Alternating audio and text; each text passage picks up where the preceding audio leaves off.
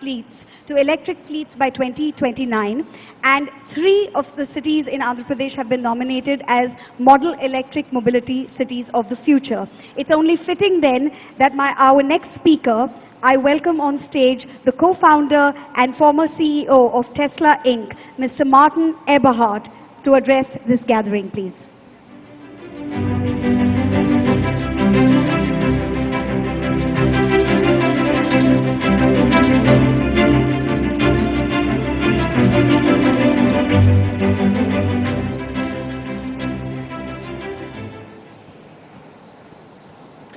Good morning, honorable ministers, esteemed business leaders, and everyone in the audience. Thank you very much for coming and listening to me. I've been especially interested to learn about the startup scene here in Andhra Pradesh, as well as the green energy production. And I'm excited to be here at the Andhra Pradesh Global Investors Summit. I've been a Silicon Valley entrepreneur since my very first job as an engineer in 1983.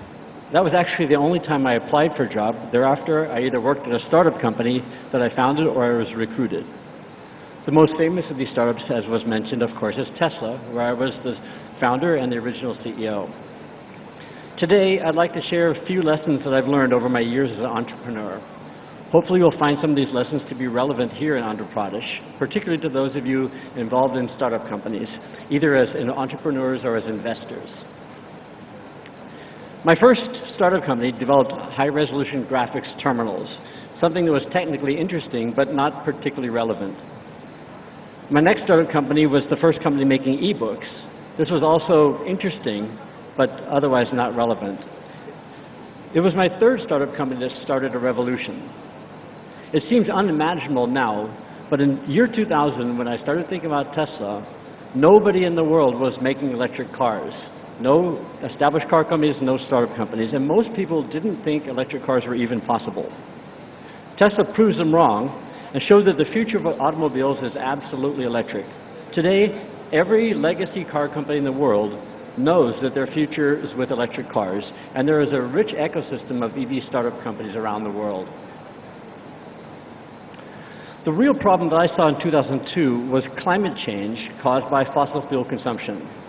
I did not start out assuming that electric cars were the answer. Rather, I came to this conclusion by researching the well-to-wheel energy efficiency and carbon footprint of every kind of propulsion system I could find. Everything from petrol, diesel, hydrogen, natural gas, propane, electricity, and more. Somewhat to my surprise, the math proved that electric vehicles were by far the best choice. This was the beginning of Tesla. Starting a car company in 2002 was absolutely crazy. No new car company had ever succeeded in my lifetime. Because it was such a crazy idea, it was at first impossible to hire anyone with automotive experience. And so we started off with just beginners, people who had never done electric cars in their life. I think if I had known how difficult it was to start an electric car company, I might not have done it. But I think that my own naivety and the naivety of my founding team was necessary for us to be so bold as to start a new car company based on a new technology. We had to learn about automotive safety standards and crash testing. We had to learn about automotive suppliers, learning that suppliers generally were not interested in supplying to a small startup company in California. We had to discover the inherent safety issues with lithium-ion batteries and learn how to solve them. We had to figure out how to manufacture, deliver, and service cars. There were so many difficult problems that had to be solved, and had to be solved on a tight budget. However important naivety may be for starting a company, it is just as important to face your problems and get over them. In a startup company, it's also easy to be hyper-focused on the product you're building, solving the technical problems that are in front of you. It is easy to forget that you're also building something else, that you're building a company, and the early people that you hire, the way you interact with your team, the policies that you put in place, all of these create the company and will define it for the near future.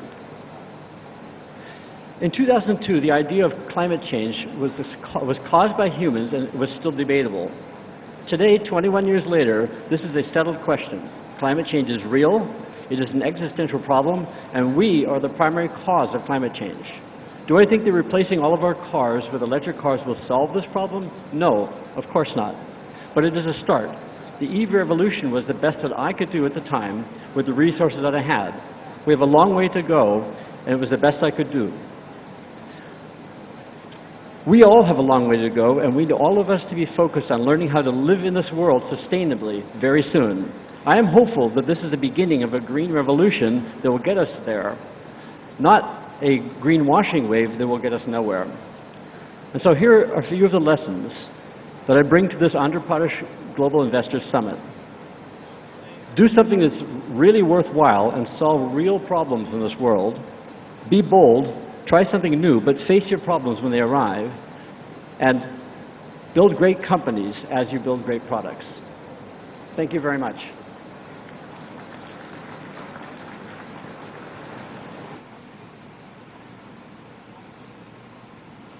Thank you, Mr. Eberhard, for your wonderful words. Now it's an honor to welcome the Chairman of Jindal Steel and Power Limited, Shri Naveen Jindal ji, for his address. Welcome, sir.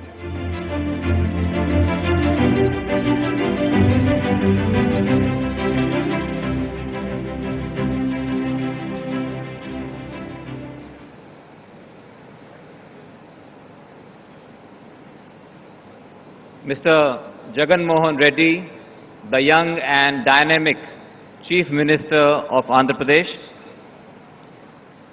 who I had the honor to serve in the Parliament for 5 years. I'm really happy to be here today.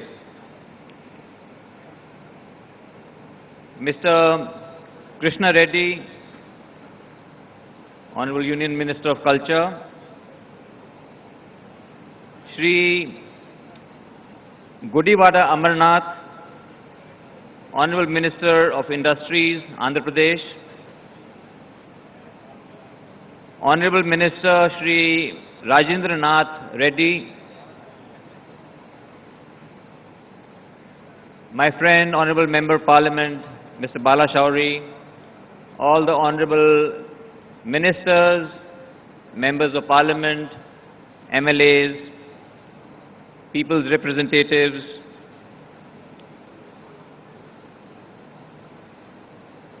Mr. Karikal Valaven, Special Chief Secretary,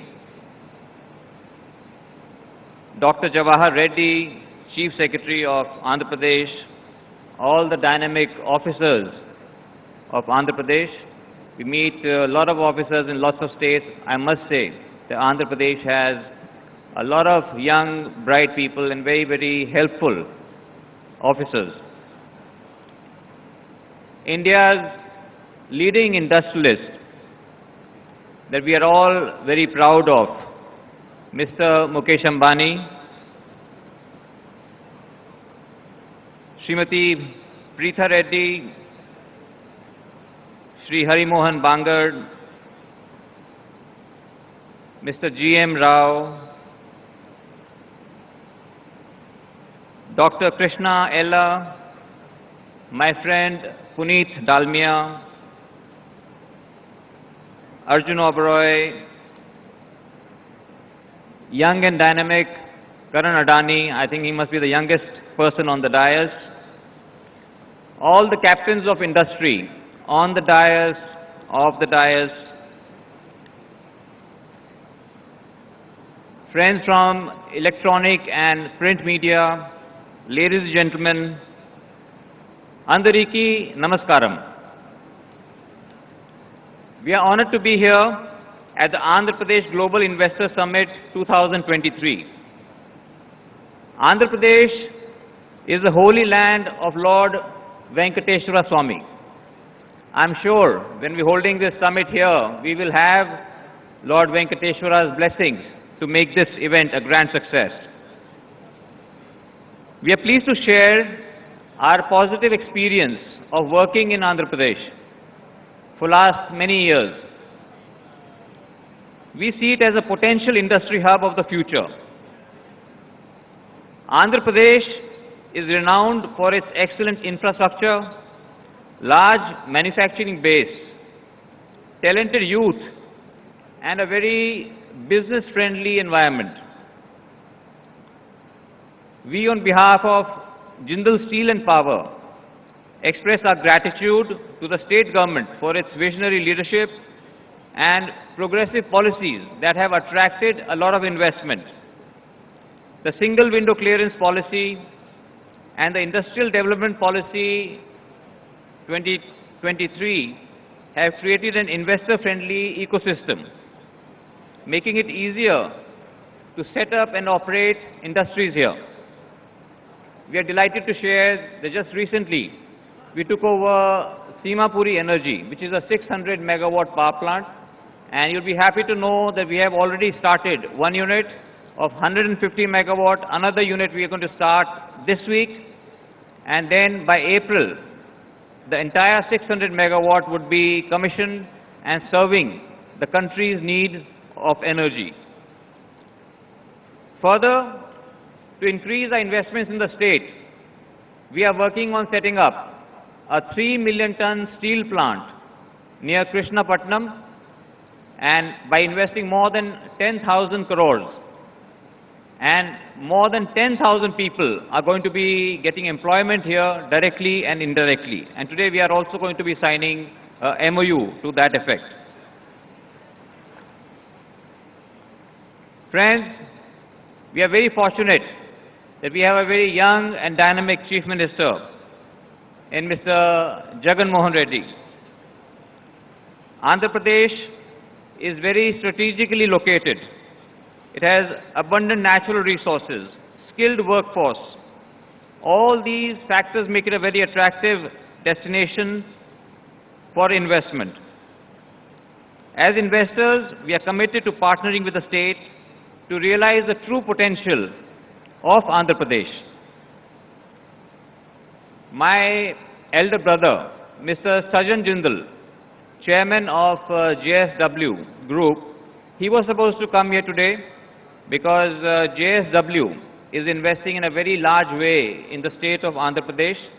He was unfortunately not well, so he has entrusted me to come and speak on his behalf also. So I would just like to say on his behalf that he asked me to convey his sincere gratitude and good wishes on the behalf of entire JSW Group on this forum. JSW Group is very grateful to the Chief Minister and his team for unwavering support and commitment to driving growth in the state. And as a result, Andhra Pradesh has the highest GDP growth rate in the country, higher than any other state in the country, and I think the government needs a big applause for that. Let's give them a big applause. JSW Group has made significant commitment to the district of Kadapa, where only recently, just last month, the groundbreaking ceremony has happened for setting up a steel plant. This steel plant is the dream project of our Honorable Chief Minister. And I can assure you, sir, that there cannot be anybody better for setting up a steel plant than my brother, Mr. Sajan Jindal. Sajan Bhaiya will do an amazing job. He is going to set up a state-of-the-art steel plant. JSW is also signing MOU with the state government for investing in renewable energy across solar, hydro and wind, as well expanding its cement capacity in the state. The group is also investing in a port and building a slurry pipeline and a MSME park. The projects being built in Andhra Pradesh shall be world-class and will be the benchmark of excellence. JSW Group and JSP, Jindal Steel and Power, remain committed to partnering with Andhra Pradesh in its growth story. In conclusion, we reiterate that JSP and JSW Group remain committed to being a partner of Andhra Pradesh, and we are honored to be part of this journey. We wish this summit a great success. Thank you. Jai Hind.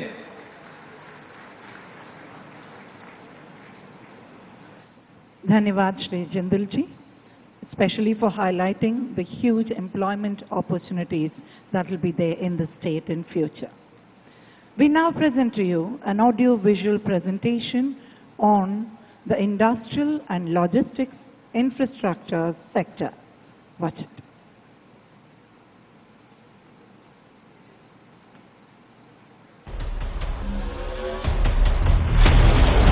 Andhra Pradesh is pioneering the model of infrastructure and corridor-led industrial development. The only state with 3 industrial corridors, multimodal logistic parks for hinterland connectivity. Andhra Pradesh, building a better India. Andhra Pradesh leads the way in developing industrial infrastructure. With enormous potential for industrial development, the state remains the most preferred destination, offering the environment of risk-free investment. Andhra Pradesh has developed 534 industrial estates, which are fully equipped to meet all infrastructure requirements of investors. 24/7 water and power supply are guaranteed in all industrial parks.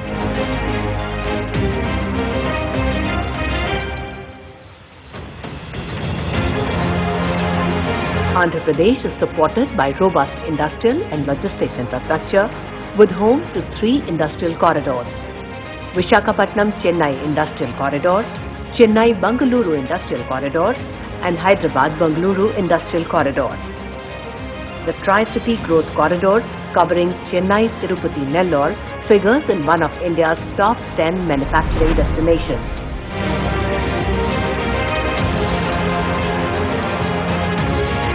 Multimodal logistics parks are coming up at Visakhapatnam and Anantapur.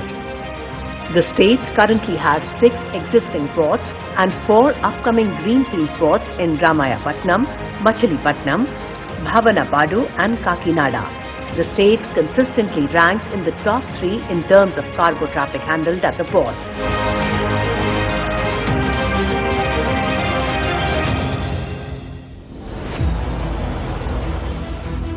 Andhra Pradesh has 6 operational airports with aircraft movement of over 45,000 flights.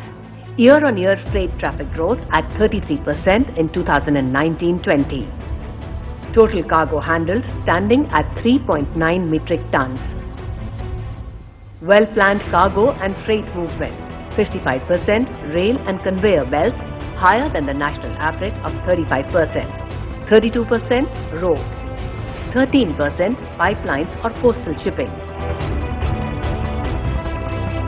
The state endeavors to improve competitiveness, building best-in-class industrial and logistics infrastructure, integrating with the global supply chains and facilitating local industry up the value chain. We are the fastest growing state in the country with 11.43% GST. And we are also rated in the sphere of ease of doing business. We are rated number 1 in this country for the past 3 years in a row. The government of Andhra Pradesh is committed to industrial development with a focus on strengthening infrastructure and enabling logistics ease by leveraging industrial corridors.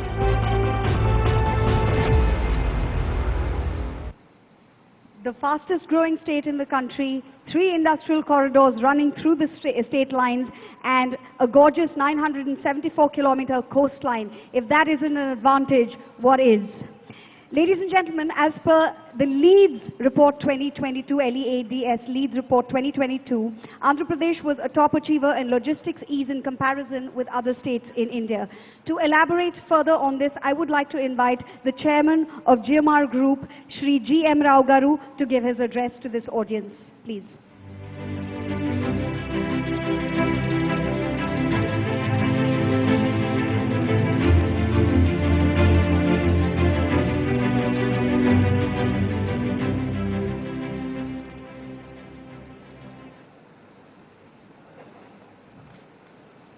Honorable Chief Minister Jaganamohanreddy Garu, dignitaries on the dais and the dignitaries of the dais.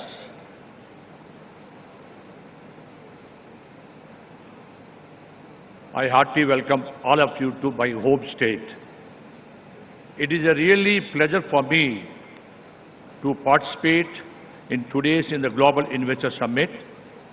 I came from a a nearby village and started as a trader and established several industries and grown up in this state. Being a son of the soil, I feel privileged to be here today among such an august gathering. I strongly recommend the investors from foreign source as well as from India to come and invest here. Any investor or a business look for the 5 things to invest. One is a strong visionary leadership. Second is conducive ecosystem of doing business. Third is infrastructure. The fourth is availability of resources like power, land and water. And the fifth is human resources. When it comes to the strong visionary leadership, I must say that these are the best times because both the center and state, we got a real transformation leaders.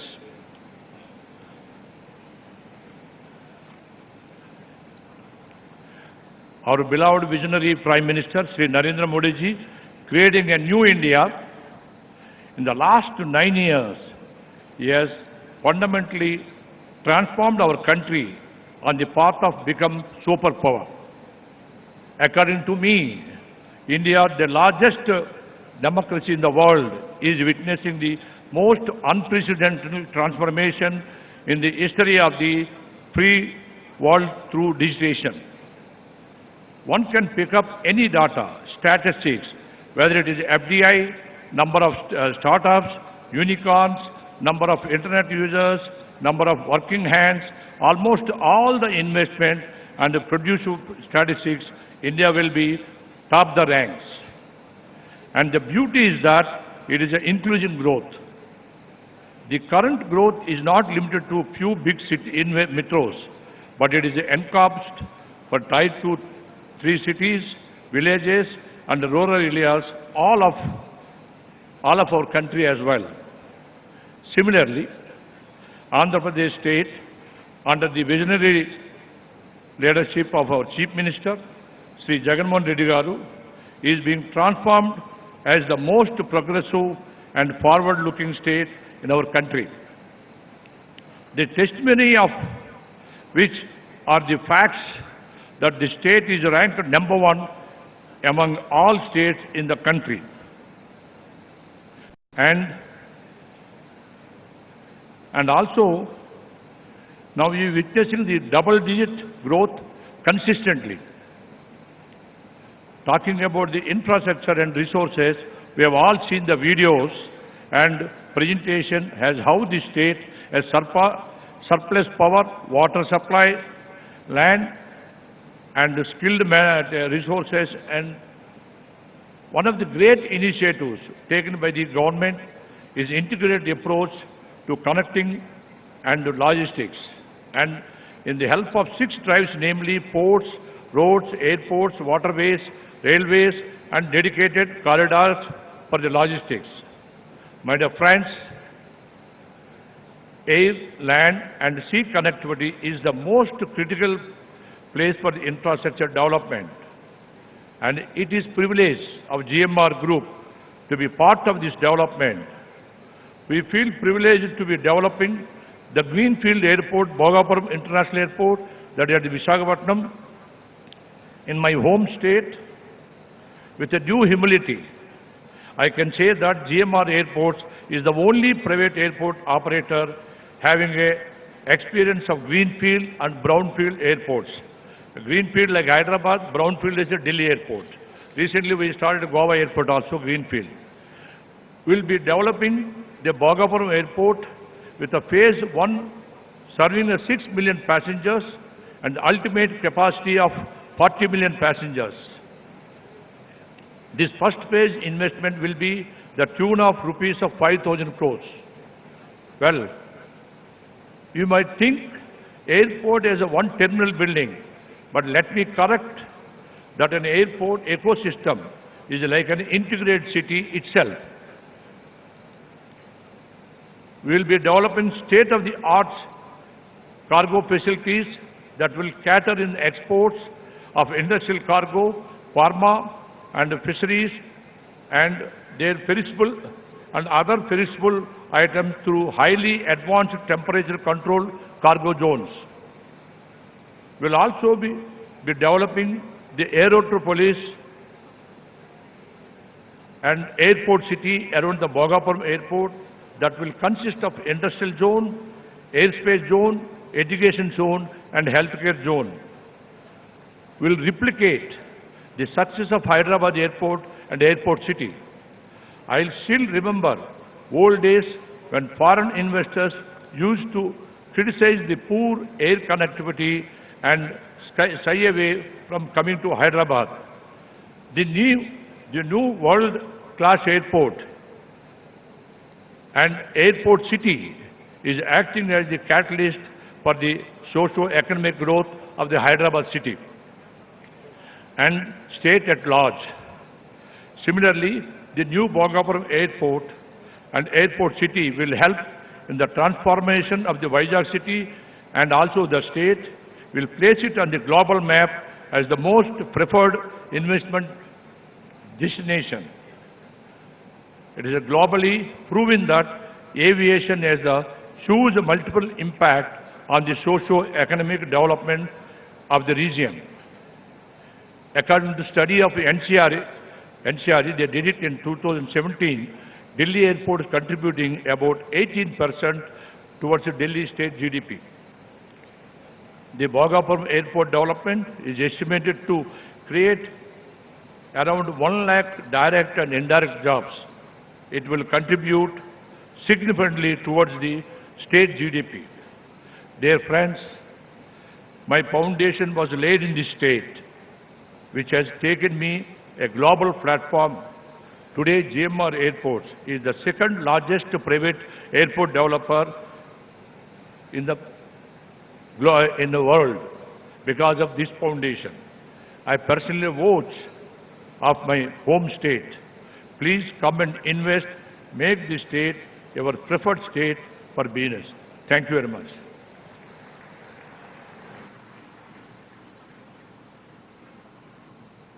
Dhanyavadalu Shri Rao Garu for sharing your expertise and for those welcoming words to the dignitaries. Andhra Pradesh is concentrated on developing a holistic technological ecosystem that provides ample opportunities for emerging markets. It's an honor to now invite the founder chairman of CNT, Shri Jaganamohanreddy Garu, to address the gathering. Welcome, sir.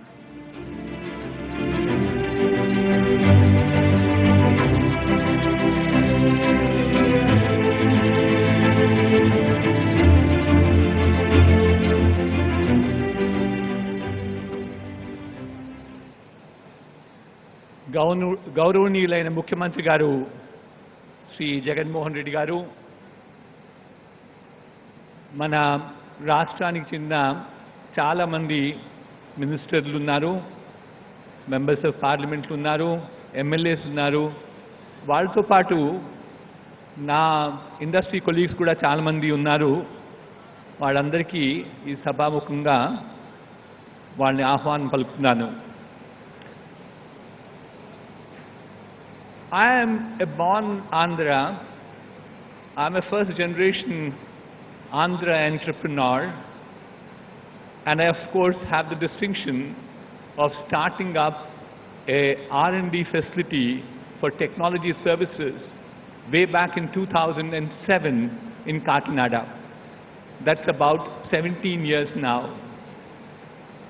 Thereafter, in 2010, under the leadership of late Sri Y.S. Rajashekar-Reddy Garu, I started my second development center in the city of Vizag.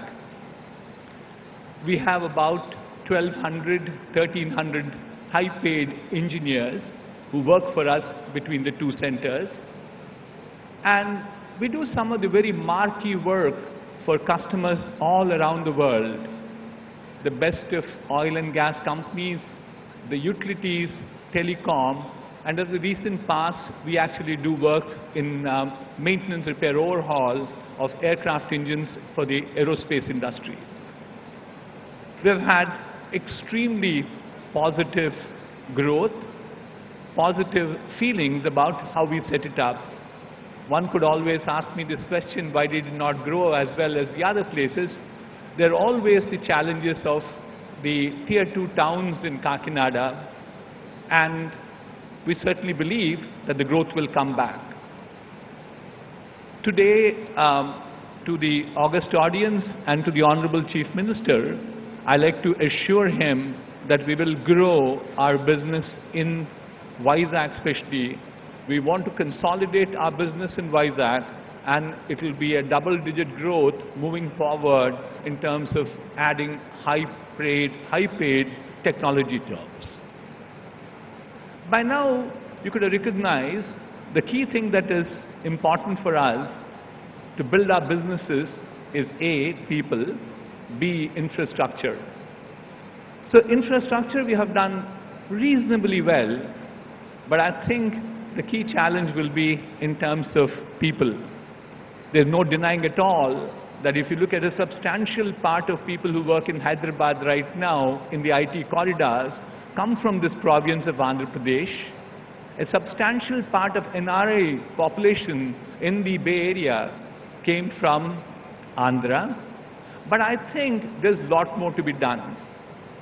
Honorable Chief Minister Garu, Y.S. Jaganamohanreddy Garu, has done amazing work.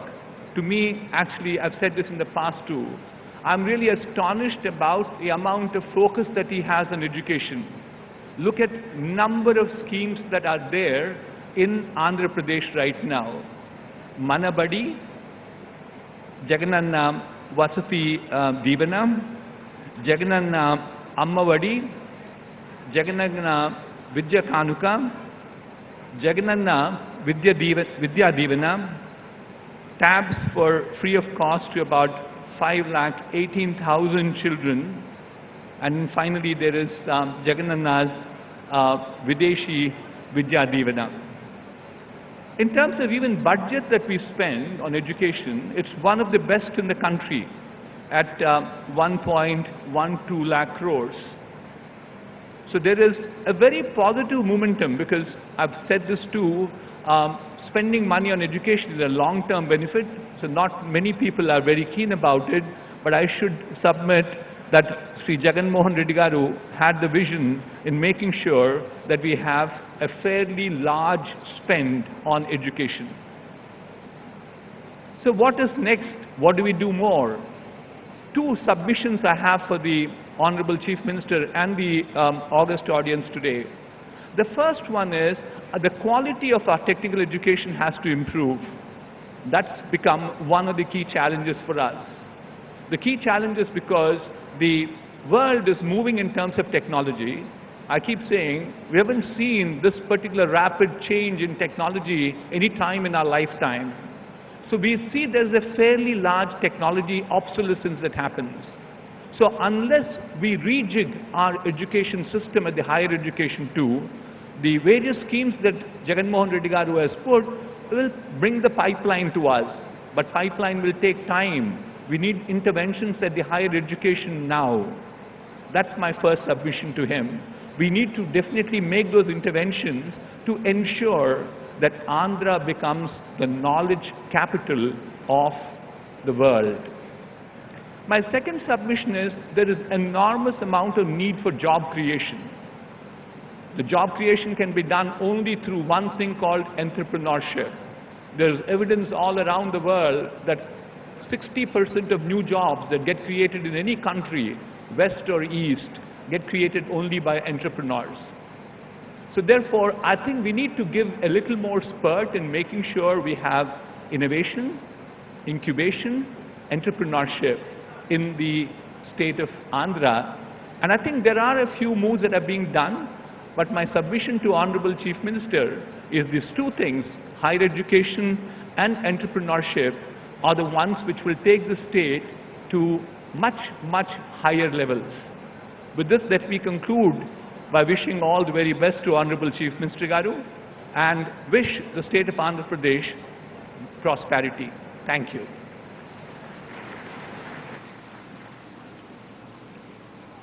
ధన్యవాదాలండి Shri BVR Reddy గారు.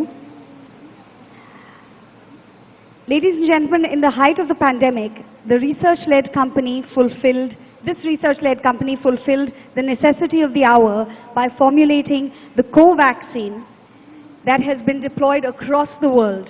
Now, to tell us more about this marvelous feat, how it was achieved, and the impact of innovation in life sciences, we would like to invite the Executive Chairman of Bharat Biotech International, Dr. Krishna M. Ellagaru. Honorable Chief Minister and Honorable Ministers who are Finance, Industry, and all the Cabinet Ministers and Chief Secretary and all the chieftains of the captains of the industry. Thank you. I think the Chief Minister put the 5 minutes timing here. So now we have to follow the timings. And I think it's one of the best things I've seen. I think, I was born in Tamil Nadu, studied in Bangalore, settled in US, came back in Hyderabad.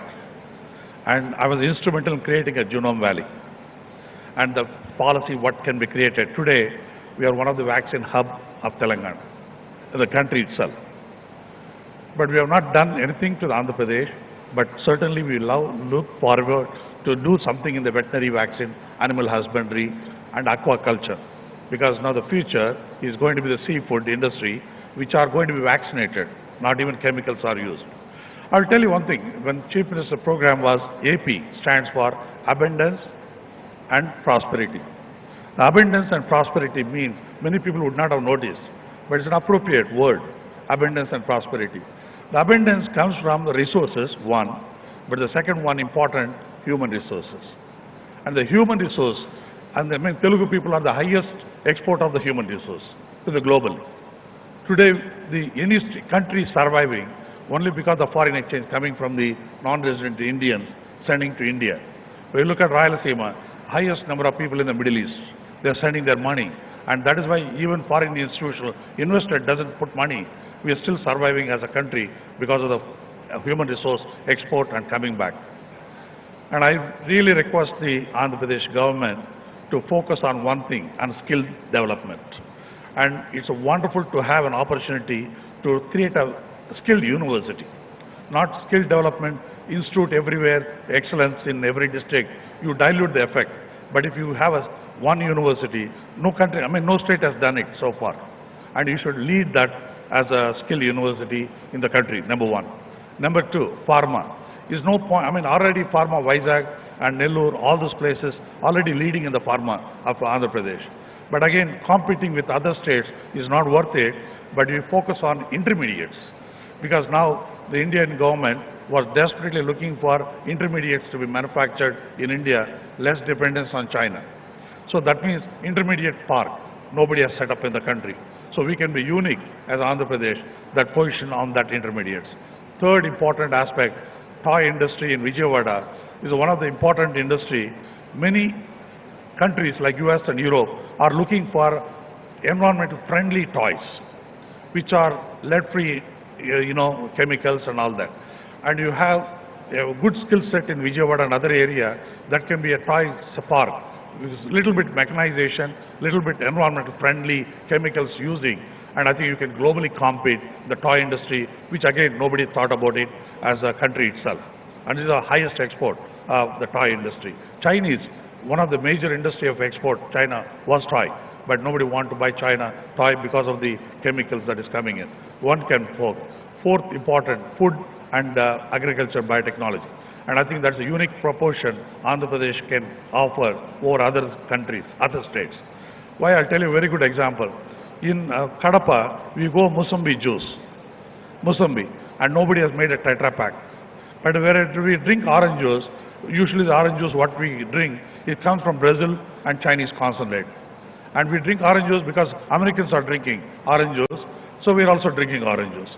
But we have not made Musambi juice, right? One simple concept to make a Tetra Pak right in Kadapa or Anantapur district. So we are simple. I always think one thing, innovation comes with simple ideas, not because of complicated thinking. And the simple example, another one, sesame oil. That means Nugul Nuna. Nugul Nuni grandmother calls Manchu Nuna. In Tamil called Nallanna. Even now, we don't know science of that. Why my grandmother said it's a good oil, even now we don't know science. It's unfortunate. We as a country, we know everything resources, but we don't realize the value of that innovation. Simple ideas of that. And even all South Indian pickles made with canola, ginger oil, and North Indian pickles are made mustard oil. And mustard oil is nothing but Canadian oil, canola. Whatever a Canadian grows, canola, 36% of Canadian export is only canola. That canola seed came from mustard seed from India. And they don't want called mustard oil. They want to call Canadian, voila means oil, Canadian oil. And today is a $64 billion product as canola, which is nothing but mustard oil. So we have all the resources. One can make it as innovative can. And I think with these 4 concepts we built in, Andhra Pradesh will lead the country. Thank you very much for giving opportunity.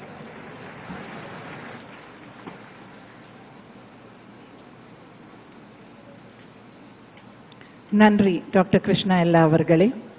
Thank you for your tireless efforts to safeguard all our well-being and for coaxing.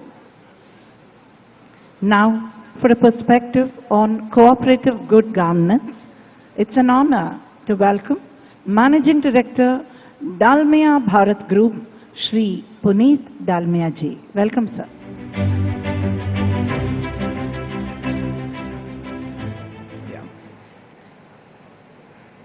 The young, decisive and popular Chief Minister of Andhra Pradesh, Y.S. Jaganamohanreddy and his team of dynamic officers and ministers, Dr. Jawahar Reddy, Honorable Chief Secretary and his team of dynamic officers, my friends from the industry, my seniors from the industry and friends. Dalmia Bharat is amongst the largest cement producers in the country with a capacity of 40 million tons and one of the lowest carbon footprints in the cement world. Our association with Andhra Pradesh started around 15 years ago during the tenure of Honorable Chief Minister's father, Dr. Y.S. Rajshekhar Reddy, and we established a cement plant in Kadapa district with an investment of around 1,000 crores. Our journey, we have been really happy with all the support that we have got, and we have witnessed the growth of the state in infrastructure and prosperity. I just want to share a few incidents about how the culture in this state is very unique. It's a very welcoming state, as many of you may have experienced today. We were received at the airport by government officials, and the hospitality here has been absolutely remarkable. You will experience this not just today, but throughout the tenure if you decide to invest in this state. We have also seen that this state is very efficient, and it respects the fact that all investors want speed of decision making and certainty of policy. Whenever we have a problem, everybody is very accessible and decisions are taken in no time and then followed through for implementation. So it's a very welcoming and efficient state to do business.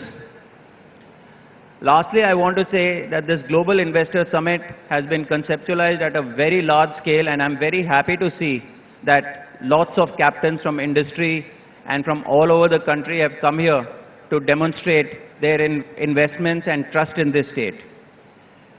The theme, where abundance meets prosperity, is great, but it is not possible until you add Jagan to it, and J for Jagan and J for Josh.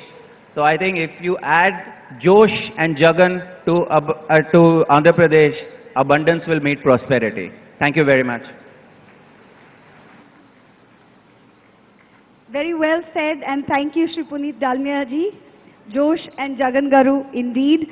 Under his proactive leadership, the state government has also passed the Andhra Pradesh Renewable Export Policy 2020 with an aim to establish sizable capacity renewable power projects by 2025. Andhra Pradesh is positioned to drive India's sustainable energy growth in the coming years. To talk further on this, I would like to request the Chairman and Managing Director of Renew Power, Shri Sumant Sinha ji, to address this gathering.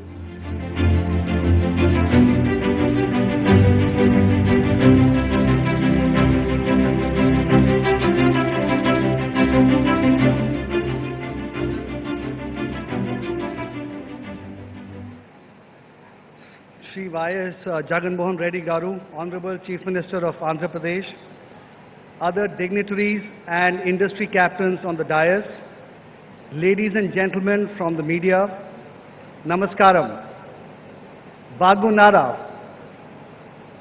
It is an honor to be at the AP Government Global Investor Summit. Thank you, Chief Minister, sir, for arranging this phenomenal gathering of industry captains as well as all the people from Andhra Pradesh. Renew is an 11-year-old company, but we have come a long way in such a short time due to the ecosystem and the policy framework of the central government led by Honorable Prime Minister Shri Narendra Modi ji and the state government under the able leadership of Honorable Chief Minister Jaganamohanreddy Garu ji. Once a policy framework is in place, every industry needs the support of the state governments where projects are being set up. This is where the AP government, led by its dynamic Chief Minister, excels, leading to the excellent response to his invitation to industry leaders from all over India and from foreign countries. As a company, we are already present in Andhra Pradesh in a fairly big way with more than 700 megawatts of wind and 60 megawatts of solar projects already running in the state. Recently, we have repositioned ourselves from being an independent renewable energy producer to being an end-to-end decarbonization partner for state governments and also for private sector industries. As a state, Andhra Pradesh is taking big strides in attracting investments in green energy. And you all saw the video that was put up earlier. The state has signed MOUs for green energy projects worth more than 80,000 crores, which will help Andhra Pradesh become an even bigger pioneer in the green energy sector. Recently, Andhra Pradesh Discoms has subscribed to the scheme introduced by the Ministry of Power to clear its pending dues to the GenCos in a phased manner over 12 installments. With this positive step taken by the government and changes in approach of the Discoms in providing faster open access approvals, revival of interest of the industry has been observed and capacity addition has been boosted under open access in the state. In addition, Andhra Pradesh has recently received 3 energy awards in the 15th Inertia Award Summit in December 2022. The state was selected as the best state in the country in respect of energy infrastructure and development, and AP Transco as the best transmission utility in the country. This is a very big honor. The New and Renewable Energy Development Corporation of Andhra Pradesh, NREDCAP, stood as the best renewable energy corporation in the country. The positive measures taken by the state government under the leadership of Honorable Chief Minister encourages us and the rest of the industry to further expand our investments and operations in the state. As far as renewable energy is concerned, there are 3 specific unique factors in the state. Number 1, it is one of the very, very few states in the country that has good both wind and solar resource. This is very unique in the country. The second, as we have all heard, the state has been granted number 1 rank in the ease of doing business for 3 years in a row. This is really, really a stellar achievement. And thirdly, the leadership of the state, which is so dynamic and so visionary, is also quite remarkable in the country. As a result, I'm very happy to announce our investments in the state of many thousands of crores of rupees in green energy and the decarbonization sectors in AP over the next 5 to 7 years. This will eventually end up being our biggest investment in any state in India. The investments will be in the areas of green hydrogen, pumped hydro, renewable energy generating projects, and solar panel manufacturing, along with efficient supply chains. We are going to be signing an MOU later today. This MOU is going to be between the AP government and ReNew, and this was made possible in a very short time, mainly due to the visionary guidance of the Honorable Chief Minister, Y. Jaganamohanreddy Garuji. Thank you very much, sir. And I must also add that once they got the green signal from the Honorable CM, the officers of the AP government got everything done at very, very high speed. Thank you all for all of your support in making this happen. In conclusion, I would like to thank the Honorable Chief Minister and his officers for inviting me to this historic event. This has allowed ReNew to commit its largest ever investment in any state in the country. Thank you very much.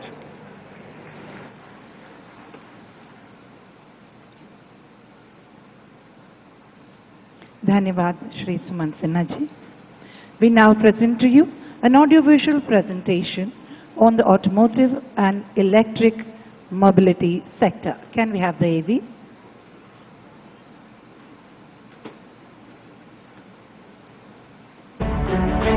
Fastest growing auto hub in India. Top auto manufacturers. Auto component export to 30 countries. Andhra Pradesh, driving India's automotive growth.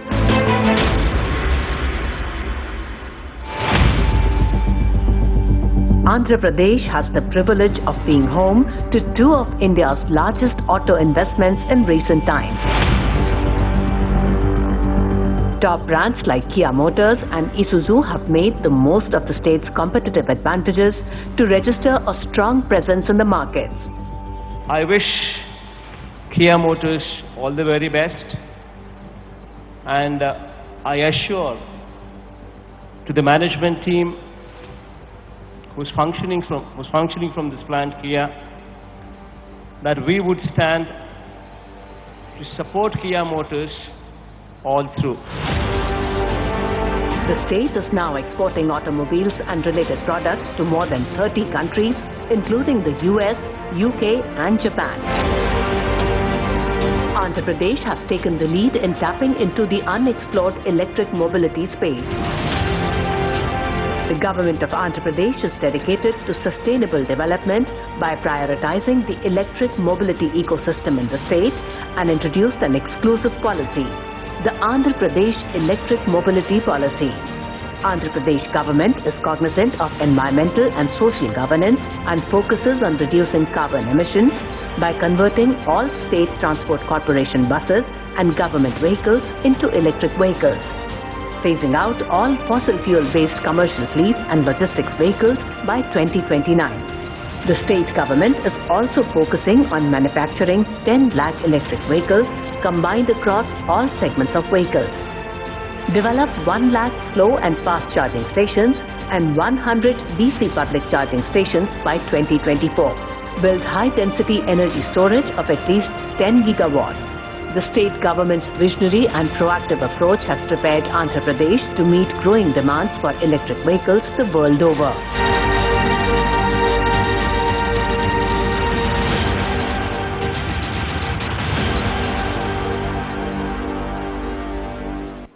Hope you enjoyed that. Focusing on e-based development of experiences for the tourists in rural tourism, heritage tourism, ecotourism, etc., the state is taking measures to harness tourism to its full potential. To hear more about the same, we are honored to invite the Executive Chairman of the Oberoi Group, Sri Arjun Oberoi ji, to address the gathering. Welcome, sir.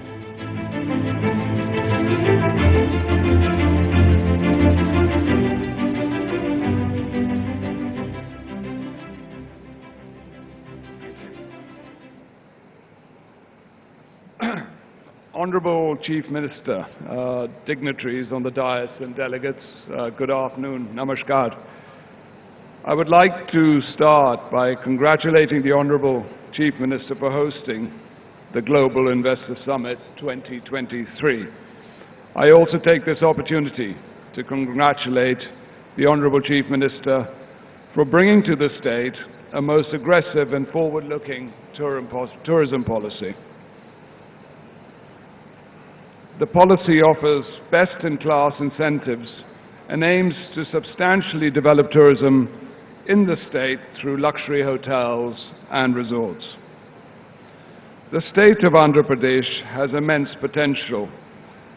We are delighted to acknowledge, under your dynamic leadership, the sector is seen as an engine for economic growth and employment generation. We resonate with your vision that the state needs several iconic projects and luxury hotels to truly realize its tourism potential.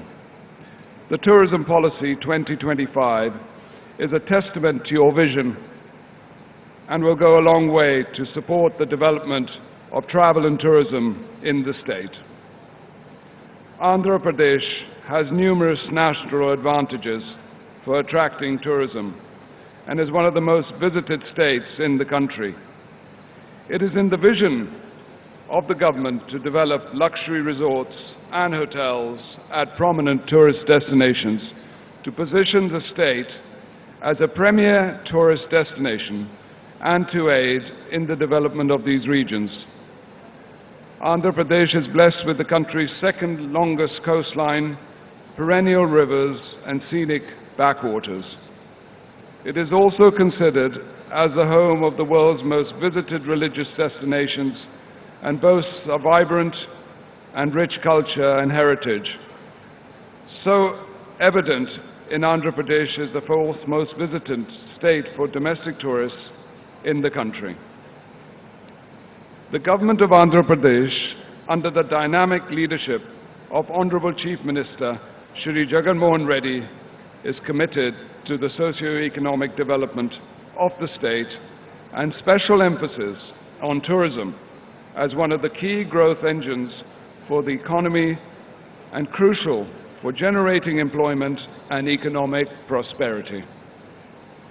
India's travel and tourism industry stands at the threshold of boundless potential and endless possibilities. It contributes 10.3% towards the GDP of the country and employs 8% of our total workforce. The state of Andhra Pradesh has the potential to become a premier tourist destination, which can only be possible with a strong collaborative push by the government and private players.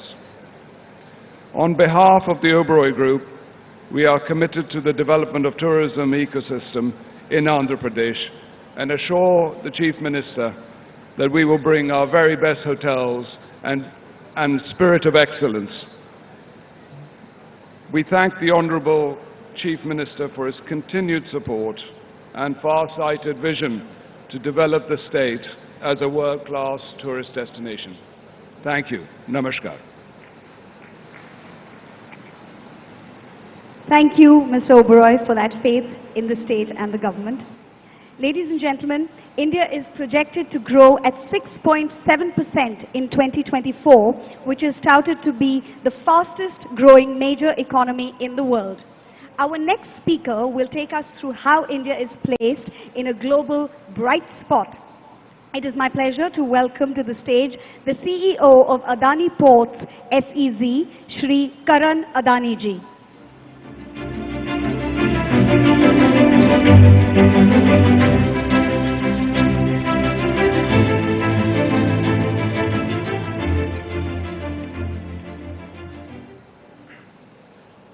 Honorable Chief Minister of Andhra Pradesh, Shri Jaganamohanreddy ji, senior leaders of the government and distinguished administrators, captains of the industry, esteemed dignitaries, and my dear friends.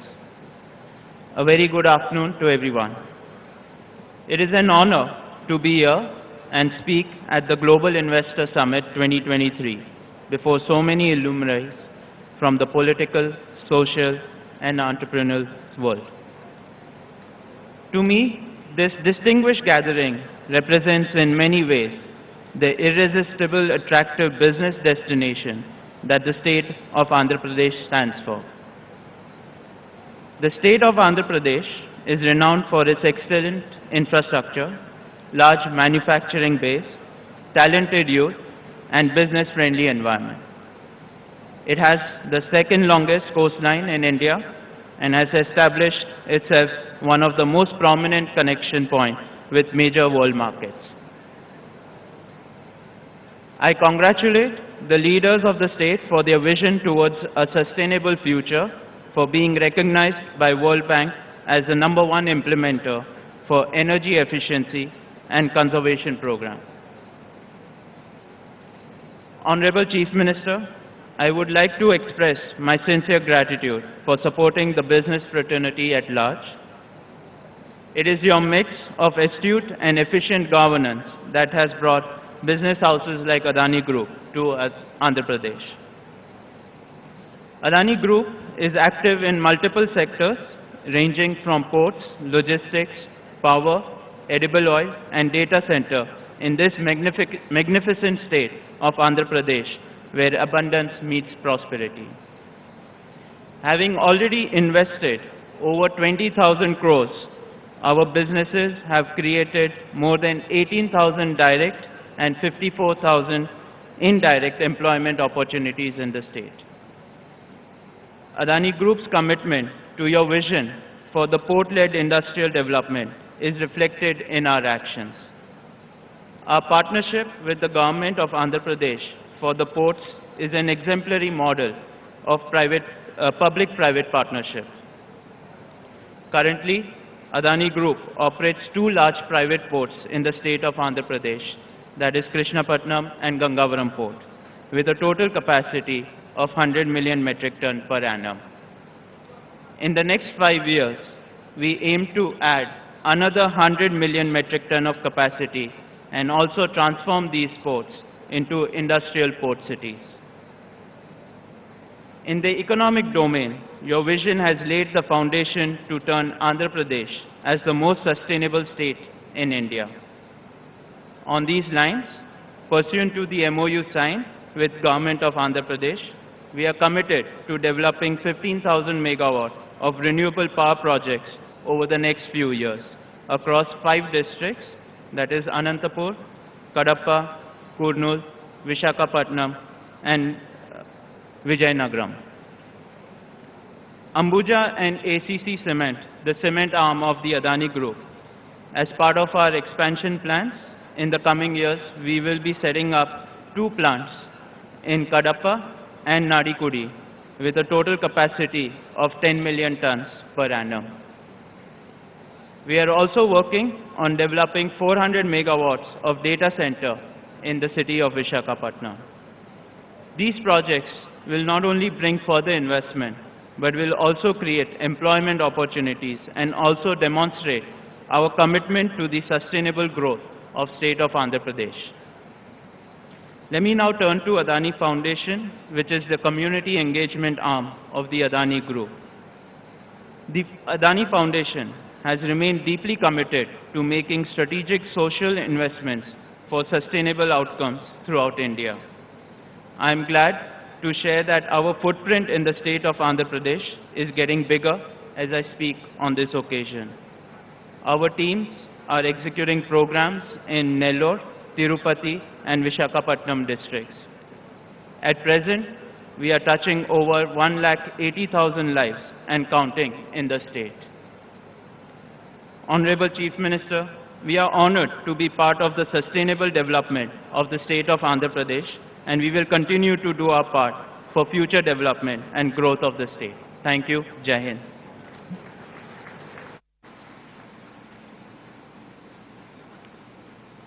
Dhanyavad, Shri Adani ji, for your insightful words. India's per capita income has gone up 6 times in the past 75 years since independence. With a vision to leverage the benefit of a digital revolution and digitalize every nook and corner of the country, our Honorable Prime Minister Shri Narendra Modi ji has set sights on India being a fully developed country by 2047, which is when we will be celebrating 100 years of freedom.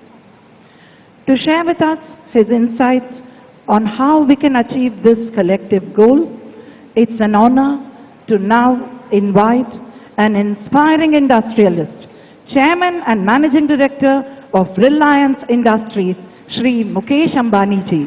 Welcome, sir. Respected Chief Minister Shri Jaganamohanreddy Garu, distinguished dignitaries and ministers from the Government of Andhra Pradesh, my esteemed friends from industry and business, Namaskaram. It is a pleasure and an honor to participate in the Advantage Andhra Pradesh Summit. Andhra Pradesh is blessed with the gift of abundance, abundant fertile land, abundant natural resources, abundant talent, and abundant heritage.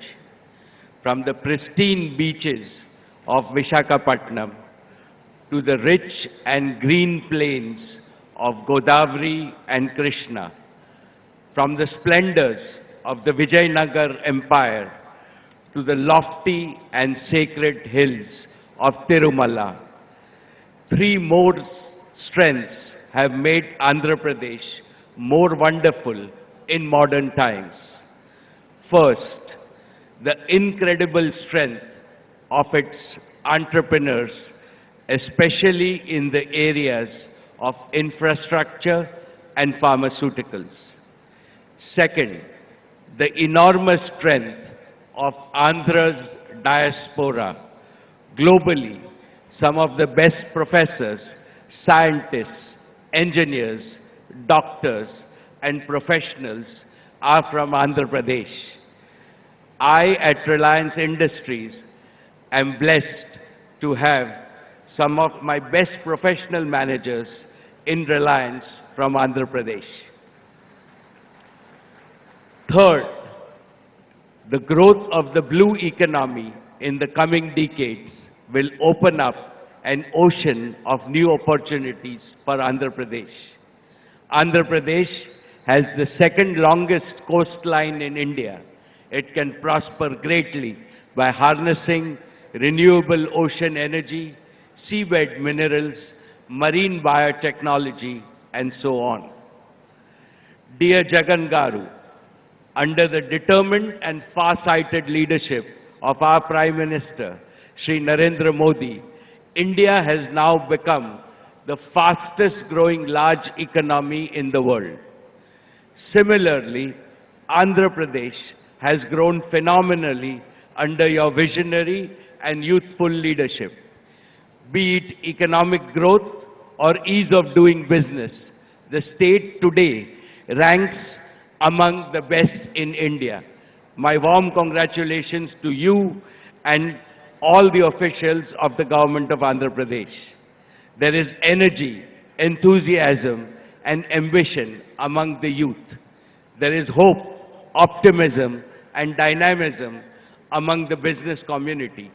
And there is an all-pervasive confidence that Andhra will emerge as a leading player in New India's growth story. Friends, Reliance has been among the first corporates to believe in the stupendous economic potential of Andhra Pradesh. It is here that our oil and gas exploration team found gas in 2002. We have invested over 150,000 crores in our KGD6 assets, developing and supporting gas pipeline. Today, the natural gas produced by Reliance at KGD6 basin is fueling India's clean energy transition and will contribute to nearly 30% of India's gas production. This is just an example of how important Andhra is to the India story and how deeply Reliance is invested in the Andhra story. Friends, now let me talk about Jio. We are creating the largest and the best digital network footprint in the state by investing over 40,000 crores. Our 4G network covers 98% of Andhra Pradesh's population, including those living in the remotest corners of the state. The rollout of Jio's true 5G will be completed before the end of 2023 throughout India, including your state of Andhra Pradesh. Jio's true 5G will trigger a new wave of digital revolution in Andhra Pradesh, benefiting every sector of the economy. This will also create large-scale business and employment opportunities for the people of Andhra Pradesh. Reliance Retail has catalyzed a retail revolution in Andhra Pradesh. It has partnered with more than 1.2 lakh Kirana merchants across 6,000 villages of Andhra Pradesh, equipping them with tools needed to thrive and succeed in the digital age. Through its presence, Reliance Retail has created over 20,000 direct jobs and a large number of indirect jobs in Andhra Pradesh. But the best is yet to come. Reliance Retail will source significantly more agri and agro-based products and manufactured goods from Andhra Pradesh for sale all over India. Apart from increasing the income of farmers, artisans and others, this will directly create over 50,000 livelihood opportunities in the state. The Reliance Foundation is working with great passion and vigor in the areas of education, healthcare and rural transformation. As Reliance grows its presence in Andhra Pradesh, so will Reliance Foundation effort to support the developmental needs of rural communities in the state. Friends, I would like to assure you that Reliance will continue to be an unflinching partner to the people and the government of Andhra Pradesh in your states all around accelerated progress. This morning, I am happy to announce that we will continue our investments and we will invest in 10 gigawatts of renewable solar energy in the state of Andhra Pradesh. I thank the government of Andhra Pradesh and all its officials for their support and encouragement, and I'm particularly grateful to the Honorable Chief Minister for all his support and for inviting me to this summit. I wish the summit all success, and I'm confident that it will turn a new chapter in the Andhra Pradesh growth story. Thank you.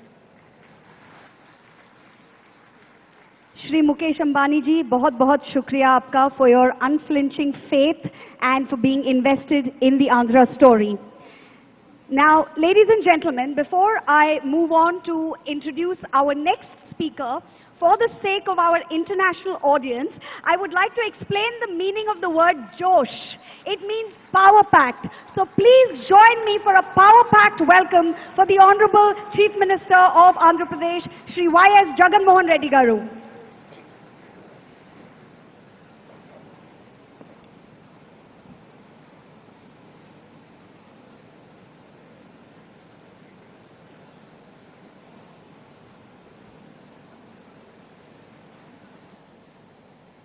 Honorable Ambassadors, Consul Generals, the diplomats from foreign missions, my colleagues in the State Cabinet, industry doyens, business leaders and representatives,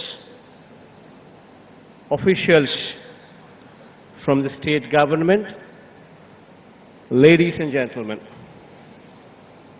a very good morning to you all.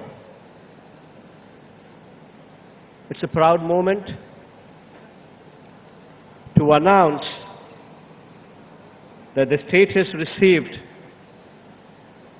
340 investment proposals with an investment of about 13 lakh crores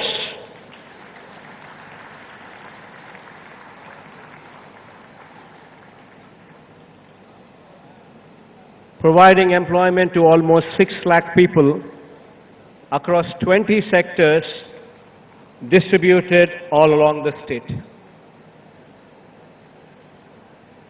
As of today, post my speech, we are going to execute 92 MOUs with an investment of about 11.85 lakh crores, giving employment to almost 4 lakh people. The remaining 248 MOUs will be executed tomorrow, i.e. 4th March 2023, with an investment of about 1.15 lakh crores and an employment to almost 2 lakh people. Marquee investments such as Reliance Group, Adani Group, Aditya Birla Group, Renew Power, Aurobindo Group, Daikin, NTPC, IOCL, Jindal Group, Mondelez, Parley for the Oceans, Shree Cements, Wellspun, to name a few, shall be setting up their businesses and expanding their businesses in Andhra Pradesh. And I take this opportunity to thank them personally. On behalf of the state of Andhra Pradesh, I extend a warm welcome to you to the Andhra Pradesh Global Investors Summit 2023. And I also thank you all for being part of this event. At the outset, I wish to point out that this summit today, through this summit today, we would like to communicate to the domestic and international investor community, we would like to communicate to them that you mean a lot, that to us you are important. And this we would like to communicate this day through this summit. We would like to convey this day our strengths, the diverse opportunities the state has to offer, the state's business-friendly environment, its robust infrastructure, the state's emphasis on healthy competition and innovation, and above all, our commitment towards sustainable long-term growth through your partnership. I'm extremely happy to host this event in Visakhapatnam, a city that has emerged as a strong economic hub with the presence of multiple public and private sector units, port-led infrastructure, a medtech zone, and a tourist hotspot. The city known not only for its industrial strengths, but also for its picturesque beauty and serene landscape. It gives me great pleasure to host the event in this beautiful city. The year 2023 is an important year for India as the country is hosting the G20 summit in September with the theme, One Earth, One Family, One Future. I'm sure that India's G20 presidency under the visionary leadership of Shri Narendra Modi ji would be a defining moment for us. The city of Visakhapatnam is also hosting one of the most important G20 working committee meetings as well. India is one of the fastest growing economies in the world, India has also demonstrated immense resilience and has emerged as one of the top destinations for foreign direct investments as well. The state of Andhra Pradesh is one amongst the leading states driving the growth story of India. The state is blessed with several inherent strengths, including abundant natural resources, mineral wealth, a 974-kilometer coastline, and so forth. The state also possesses a robust infrastructure with 6 operating ports and 4 more under development. 6 airports spread across the state, of which 3 are international airports as well. 3 of the 11 industrial corridors being developed in the country are coming up in the state, housing 10 industrial nodes, with a number of leading educational institutions, strategic locational advantages, abundant industrial land bank, skilled youth, a thriving industrial and business ecosystem, and above all, a proactive government with an enabling policy framework makes the state an attractive destination for your investments. Andhra Pradesh has achieved a year-on-year GSDP growth rate of 11.43% in the financial year 2021-22, which was the highest in the country.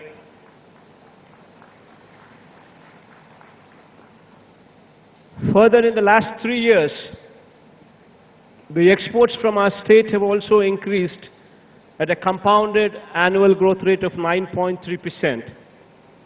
Our endeavor for sustainable progress was also recognized by Niti Aayog, which rated the state number 3 in its SGD India Index rankings for 2020-21 across social, economic, and environmental criteria.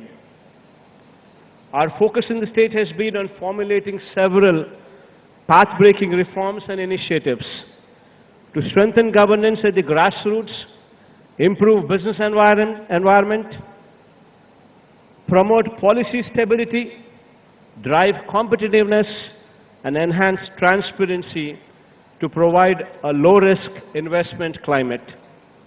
I'd like to highlight 4 key pillars on which the state government places utmost emphasis on, which are crucial for economic and industrial development.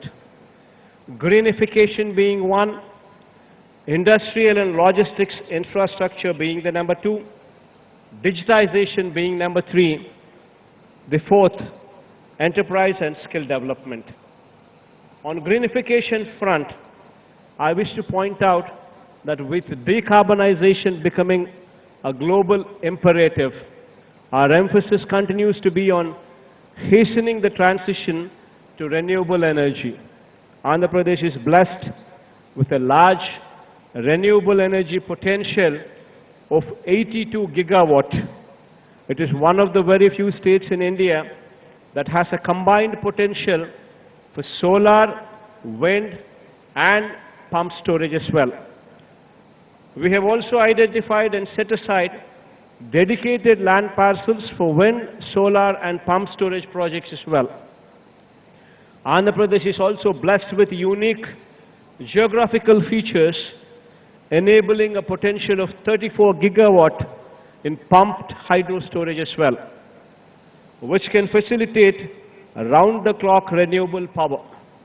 Andhra Pradesh has the potential to be one of the leading states in India for production, consumption, and export of green hydrogen, green ammonia, given the long coastline we're endowed with. On the industrial and logistics infrastructure front, I wish to point out that Andhra Pradesh, with its 974-kilometer long coastline, is a gateway to India on its east coast. To strengthen the maritime sector in the state, We are developing 4 new ports at Ramayapatnam, Machilipatnam, Bavanpadu, and Kakinada, in addition to the 6 operational ports. Further, the abundant land availability in close proximity to these ports enhances the potential for port-led industrialization. I wish to point out that Andhra Pradesh is the only state with 3 industrial corridors: Vizag-Chennai Industrial Corridor, Chennai-Bangalore Industrial Corridor, and Hyderabad-Bangalore Industrial Corridor. These industrial corridors are planned in proximity to various demand centers and provide excellent connectivity from the ports to various hinterland locations. These corridors, with 10 dedicated nodes, would certainly emerge as hubs for industrial growth in the years to come. To reduce the time and cost of moving cargo to hinterlands, we are also developing 5 multi-modal logistics parks as well, at strategic locations spread across the state. The state government is also developing 9 new fishing harbors, enabling seafood sourcing and processing. Andhra Pradesh also has sector-specific industrial clusters for pharmaceuticals, textiles, food processing, electronics, etc., which provide state-of-the-art common infrastructure and large pool of skilled manpower. Andhra Pradesh is also home to several medtech companies in Andhra Pradesh, medtech zone in Visakhapatnam. Additionally, the government is making available plug-and-play facilities which will significantly reduce the cost and time associated with setting up of business. The third pillar, digitization, is also of paramount importance. Our single desk portal offers a one-stop digital platform for all domestic and international investments with over 90 business services across 23 departments. The business-specific approvals for setting up of businesses are granted within a maximum time frame of 21 days. To improve the delivery of citizen-centric services, we also have the AP Seva system at the village and ward secretariats, providing over 540 services. On the enterprise development and skill enhancement front, I have always believed that conducive business environment is one of the most important requirements for achieving accelerated enterprise growth. The state of Andhra Pradesh is known for its focus ensuring business-friendly environment for the stakeholders. The state has consistently stood first in the country in ease of doing business, consecutively for the past 3 years, and received the highest positive feedback of 97.89% from industry surveyed by the Department for Promotion of Industry and Internal Trade, Government of India, DPIIT, which itself speaks volumes of the conducive environment in the state. Moreover, we have proactively amended acts and repealed obsolete laws to reduce compliance burden on the industry. Along with good infrastructure and a conducive business environment, availability of skilled workforce is very crucial if the desired outcome is to be achieved. To this end, the state government is in the path of setting up 26 skill development colleges in the state. The state government is working with the objective of upgrading skills of our local youth to international standards through significant industry involvement through these skill development colleges. I wish to conclude by reiterating that with proactive policy formulation and due attention to each of the pillars discussed, we are facilitating a business-friendly environment and are also ensuring sustainable economic development of the state.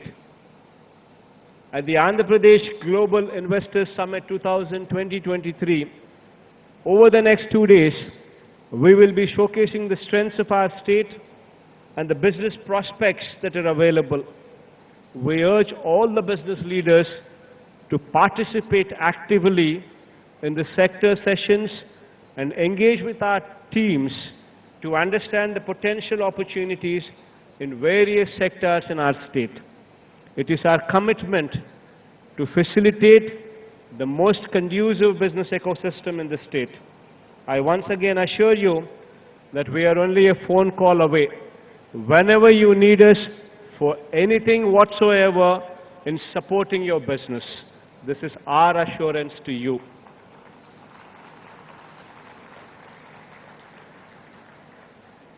I thank you once again for being part of this summit and extending your warmth and support. I do hope that you have a wonderful time in our beautiful city of Visakhapatnam, which would be our executive capital as well in the days to come. I myself would be shortly moving over to Visakhapatnam in the days to come as well.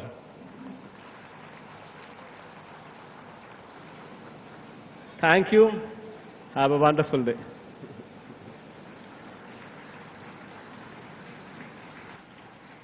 Thank you, Honorable CM Garu. We are seeing your vision being realized live at this summit, and I'm sure we will continue to see the vision that you have elaborated for us just now. Ladies and gentlemen,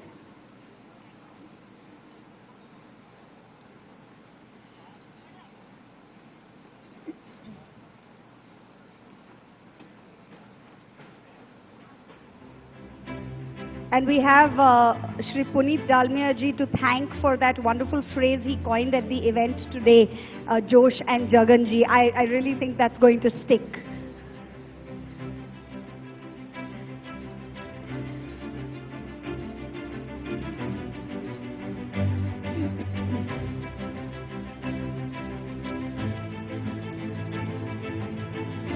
The tenacity, the determination, the proactiveness, the energy and the ability to do and achieve and realize is demonstrated in the leadership of this Honorable Chief Minister of Andhra Pradesh, Shri Y.S. Jaganamohanreddy Garu.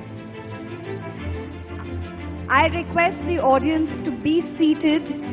This is not the end. We would like to showcase to you some of the memorandums of understanding that are being signed here today that will detail the great investor interest that is emerging for the state of Andhra Pradesh already.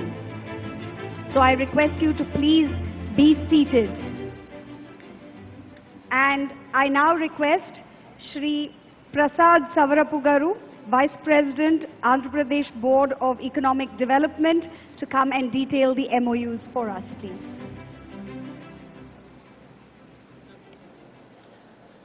Good afternoon, ladies and gentlemen. In the presence of our Honorable Chief Minister and the respected dignitaries, now I call upon the different organizations. So the organizations come onto the stage and exchange MOUs with our Minister for Industry, Shri Amarnath Garu, and Special Chief Secretary, Shri Karikal Velavan sir. May I also request the Special Chief Secretary, Mr. K. Vijayananda Garu, to come onto the stage, please, along with our Honorable Minister, Shri Pettireddy Ramchandra Reddy Garu, for all the energy-related MOUs. NTPC, National Thermal Power Corporation Limited, is an Indian public sector undertaking that operates in the power generation sector, is the largest sector generation company in India, operates coal, gas, and renewable energy-based power plants. Their intention is to propose an investment of 2,35,000 crores in the state of Andhra Pradesh that would generate an employment of 77,000. ABC Limited, Access Brookfield Cleantech Limited, Access Energy, in joint venture with Brookfield promoting sustainable clean energy, clean mobility solutions in the Indian subcontinent. The line of activity associated with this is to create a 250 KTPA green hydrogen and 1 MTPA green ammonia related aspects. The proposed investment for this particular sector is 1,20,000 crores, which would generate 7,000 employment in the state of Andhra Pradesh. The organizations, I request the organizations to come onto the stage, please.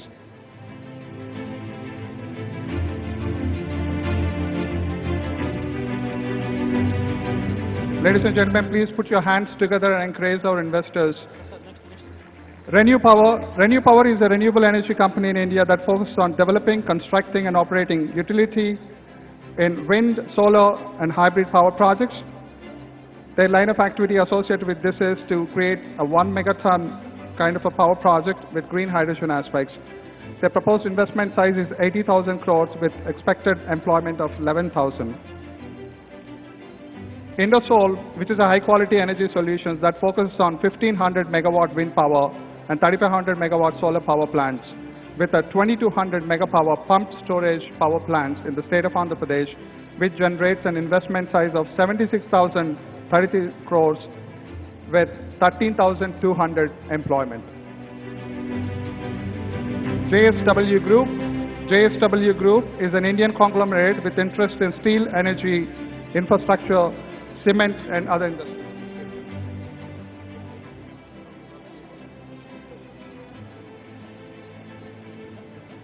Renew Power. Now the gentleman from Renew Power, please come onto the stage, please. The gentleman from Renew Power, please come onto the stage, please.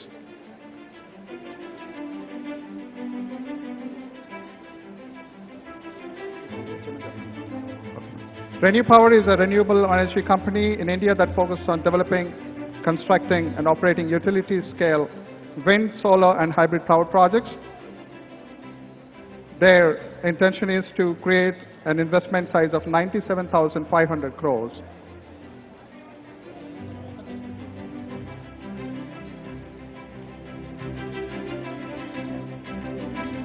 This investment size is about 97,500 crores with Renew Power, with 16,550 employment. I would request the Indosol organization delegates to be ready.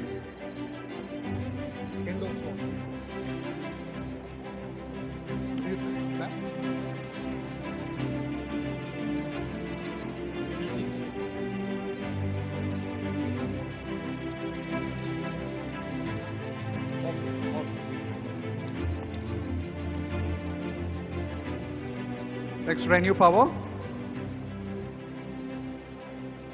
The delegates from Renew Power.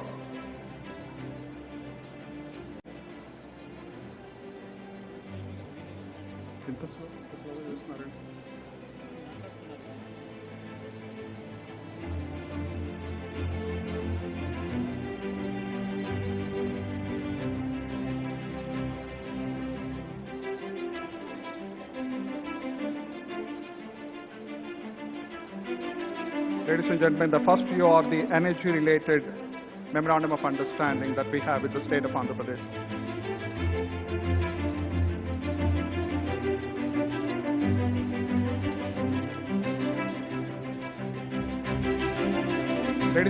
Ladies and gentlemen, please understand that our Honorable Union Minister, Mr. Nitin Gadkari, would join us shortly. We request all of you to stay seated.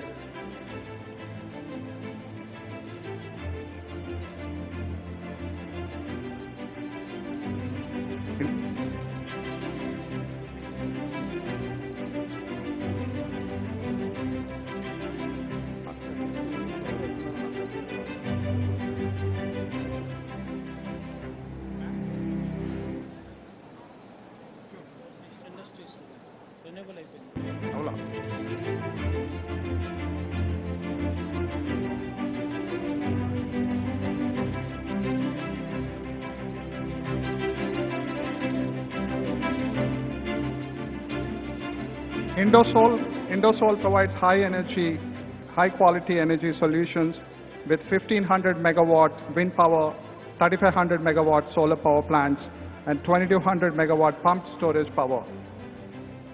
We request the delegates to come onto the stage to exchange the MOUs with our Honorable Chief Minister and our Honorable Minister and the associated secretaries, please.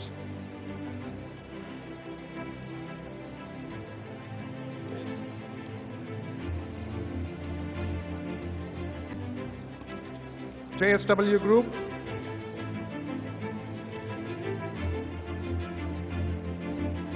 JSW Group is an Indian conglomerate.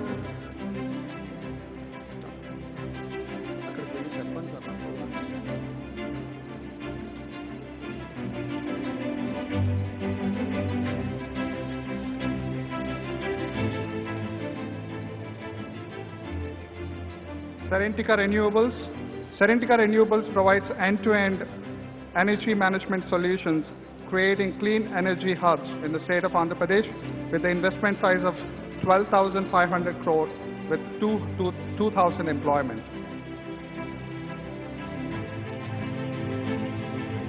Delegates, please put your hands together and encourage our investors in the state of Andhra Pradesh, please.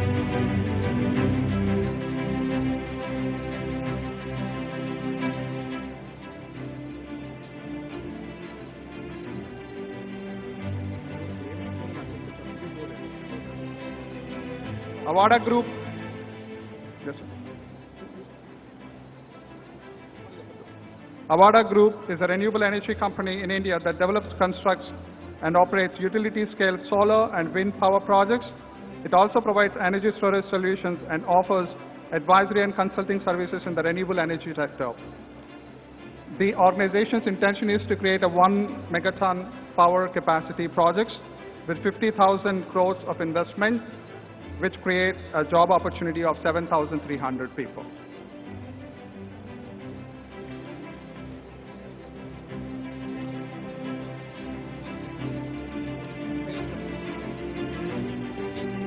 Acorn Energy India is a renewable energy company that develops, constructs, and operates utility-scale power projects at this time. The 1,000 mega-scale power projects, and it also creates 1,000 megawatt wind power project, which creates an investment size of 10,500 crores with employment size of 3,000, please. Let's see.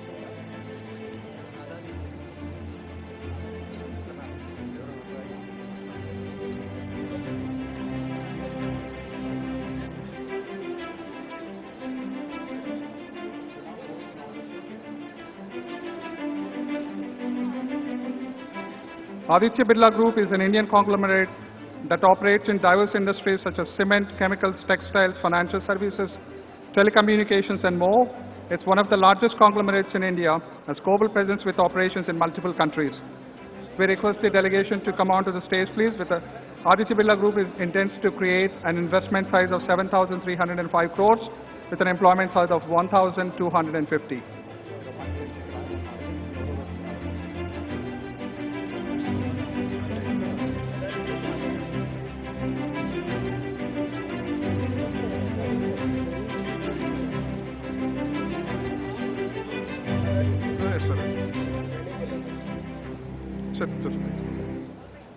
Yes, ma'am. Okay.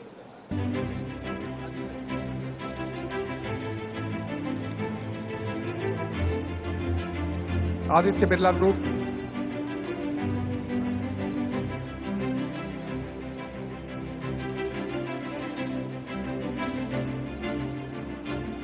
Next is Adani Green Energy. Adani Green Energy is a renewable energy company in India that develops utility-scale solar, wind, and hybrid power projects. The project plan is to create a 1,000 megawatt PSP at Gandikota, YSR district, and 500 megawatt PSP at Chitravati. The investment size of this particular organization is 21,820 crores. That creates a generation of employment of 14,000.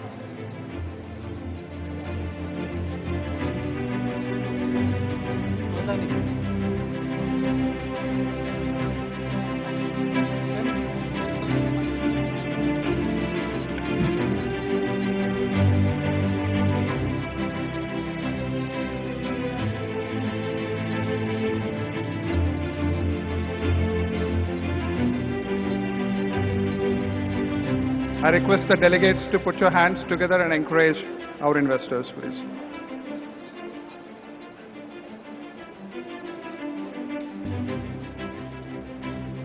Next is Aurobindo Group.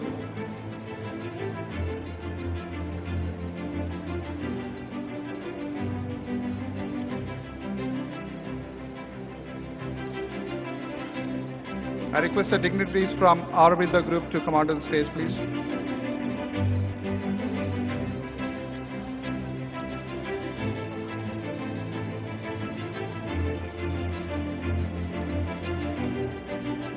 Aurobindo Group is an Indian pharmaceutical company that manufactures and markets a wide range of generic pharmaceutical products and distributes across the globe.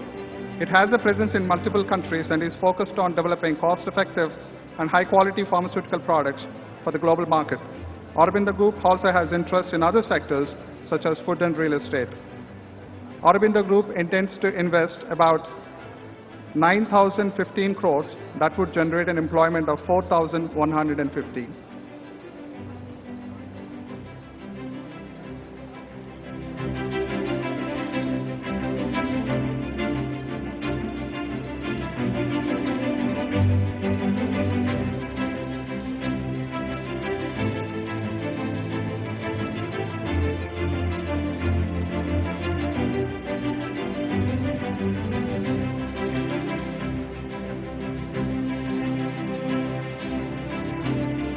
Shyam Group, Shyam Metals and Alloys is a leading Indian organization which is engaged in manufacturing, exporting a broad spectrum of industrial fittings consisting SI pipe, flange, copper coil threads, mild steel plates, stainless steel round bars, and many more. The intention of this particular project is to create an integrated titanium manufacturing plant with an investment size of 7,700 crores, which would generate 5,000 of employment.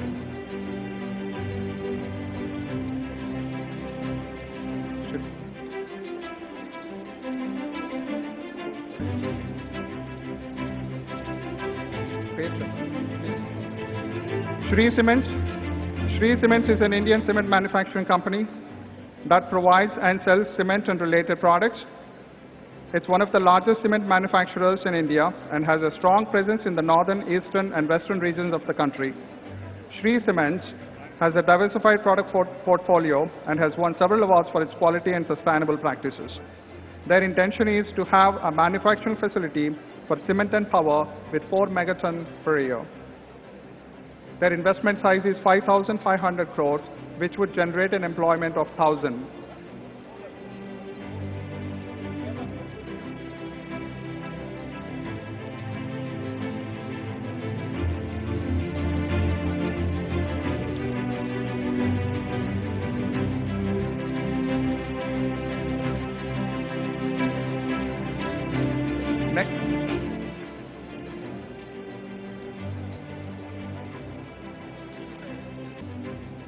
Shirdi Sai Electricals, which was established in 1994. Shirdi Sai Electricals is one of the leading and largest distributing transformer manufacturers and EPC contractors in India. I request the gentleman from Shirdi Sai to come onto the stage and exchange MOUs with the officers, please. Their intention is to create a pumped storage power project at Eravaram, which is 1,200 megawatts, at Somasila with 900 megawatts. Their investment size is 8,855 crores, which would generate an employment of 5,750.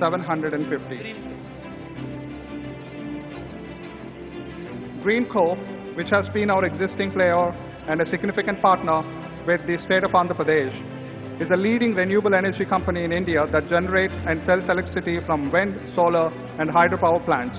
It also operates energy storage systems and provides energy management solutions. Greenco is in the process of creating a green hydrogen hub at Visakhapatnam. The total investment size that comes from Greenco in multiple projects is 47,600 crores, which would generate an employment of 10,000.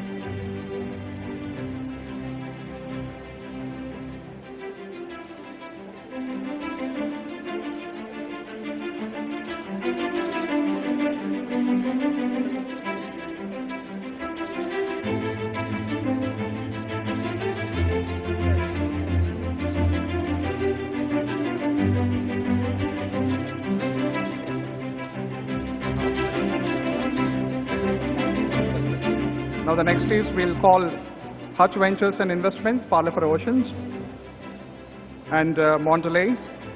I request the Honorable Minister for Agriculture to come onto the stage, please. I request the Honorable Minister for Agriculture, Mr. Jaganamohanreddy garu, to come onto the stage, please.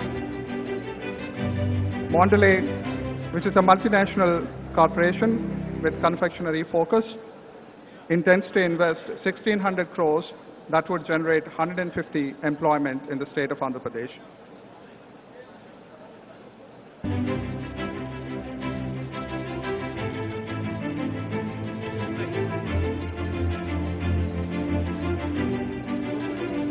Now we'll move on to the tourism sector. I request the Minister for Tourism, Srimati R.K. Roja, and at the same time, the Secretary for Tourism, Mr. Rajat Bhargava, to stay for the MOU exchange. Oberoi Group, which is a leading brand in the country, intends to look at 32 luxury hotels, and at the same time,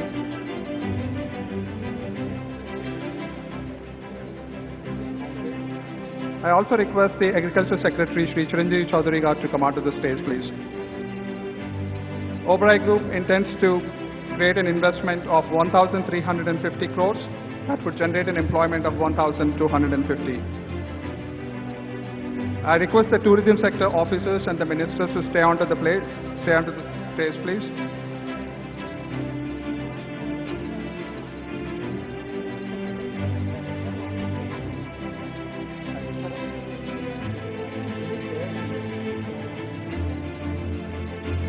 I request the Secretary for the Agriculture Sector, Shri Chiranjeevi Chaudhary garu, to come onto the stage, please.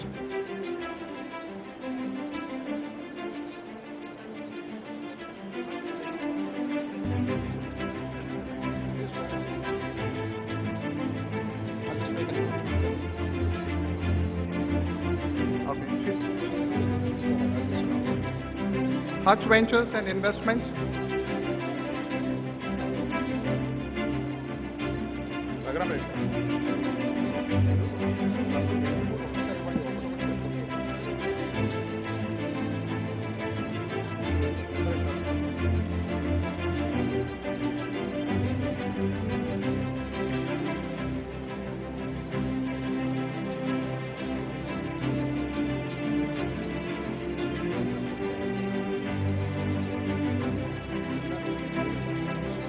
I request the dignitaries of Jindal Steel and Power to come onto the stage, please.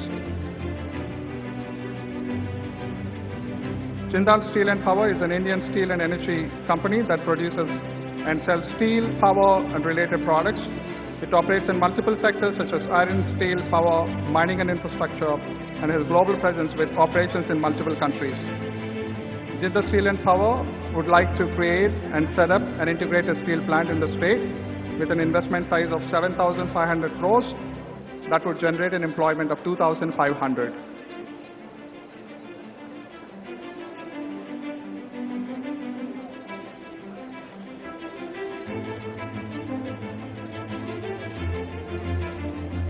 Hutch Ventures and Investments, please come onto the stage, please.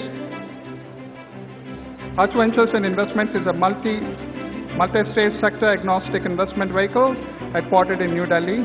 Founded in 2016, the firm focuses on investments across a range of sectors, including aviation, ports and logistics, health, retail, food and hospitality, education, luxury and lifestyle, media, and new age technology. Their intention is to create a multi-modal net zero food tech zone with an investment size of 50,000 crores, which leads to an employment generation of 20,000. Greenco Group. Greenco is a leading renewable energy company which focuses on creating green energy. It has been a significant partner with the state of Andhra Pradesh.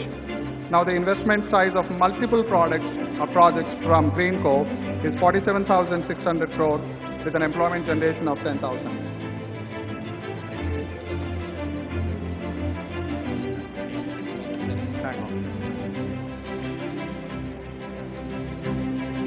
Electronics.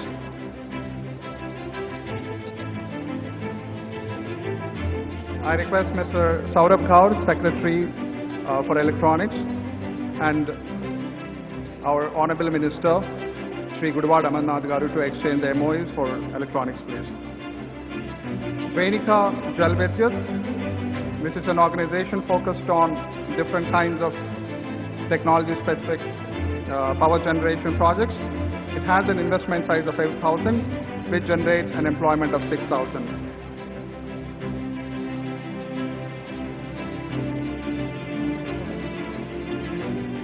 Sunny Opotech. Sunny Opotech is first of its kind to develop camera models which are used in wide variety of products.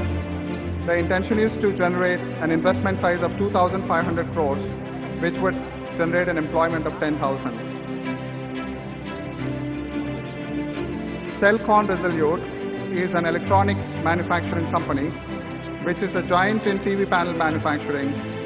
Their intention is to create various kinds of parts associated with TV panels, which would generate an investment size of 1,000 crores with an employment size of 5,000.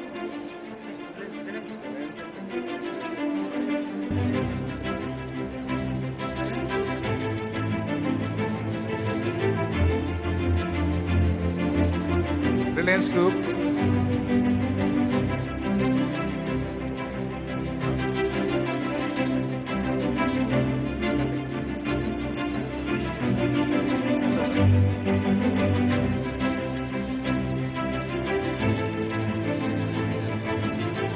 Electronics.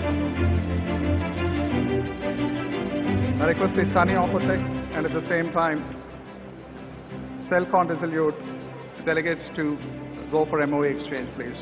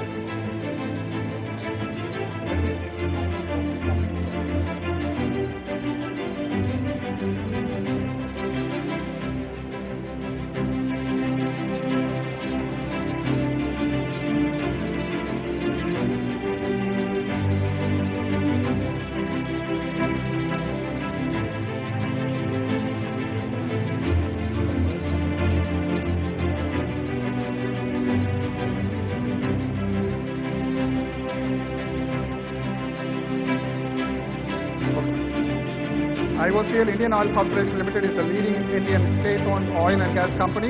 It is primarily engaged in the refining, distribution and marketing of petroleum products, including gasoline, diesel, LPG and aviation fuel.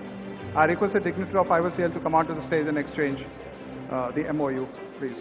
Their investment size at this point in time is 4,300 crores, and which would generate an employment of 1,500.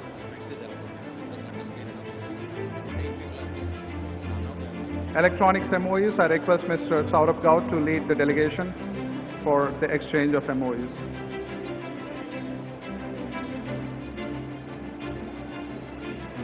Final.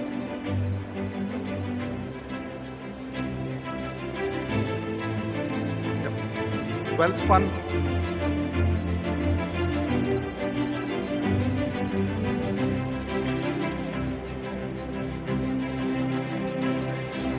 Wealth Fund One Logistics. With ready infrastructure, Wealth Fund intends to create logistics parks in the state of Andhra Pradesh, which could be integrated in elevating the MSME sector of different sectors. Their investment size at this time is 1,500 crores, which would generate an employment of 4,500.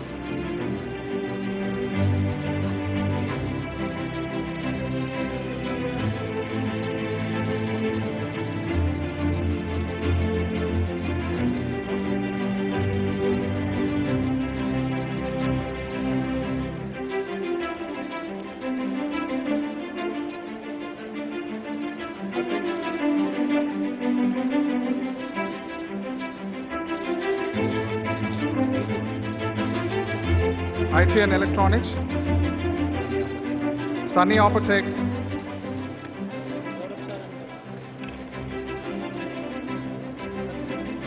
Sunny Optech creates first of its kind camera models, which intends to invest 2,500 crores that would generate an employment of 10,000.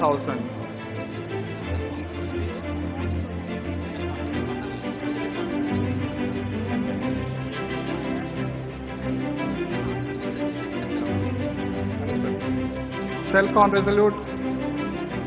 Resolute is an electronic manufacturing company which is a giant in TV panel manufacturing. Their intention is to create an investment of 1,000 crores which would generate 5,000 employment.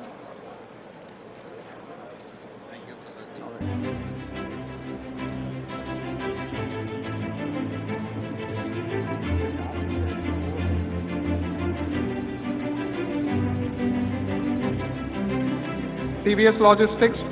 May I ask the TVS Logistics guys to just come on, TVS Logistics delegates to come onto the stage, please. TVS Logistics provides end-to-end supply chain services to sectors in IT, healthcare, retail, and many more. Their intention is to create a logistics park, which is an MSME-related sector, and their investment size is 1,500 crores, which would generate an employment of 500.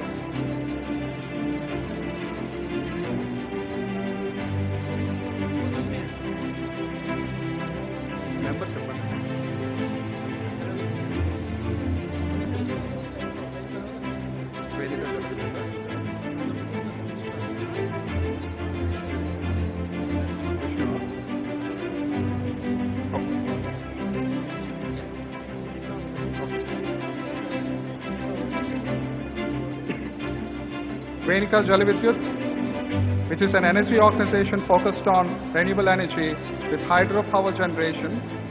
They intend to invest 3,000 crores, which would generate an employment of 600.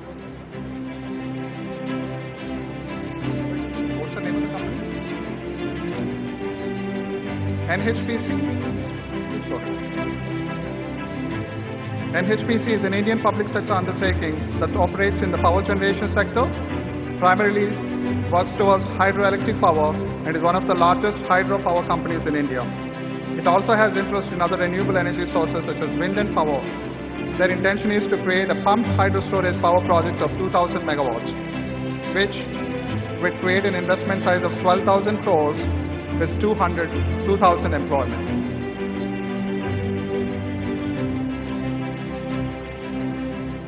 Ladies and gentlemen, please put your hands together and encourage our investors, please.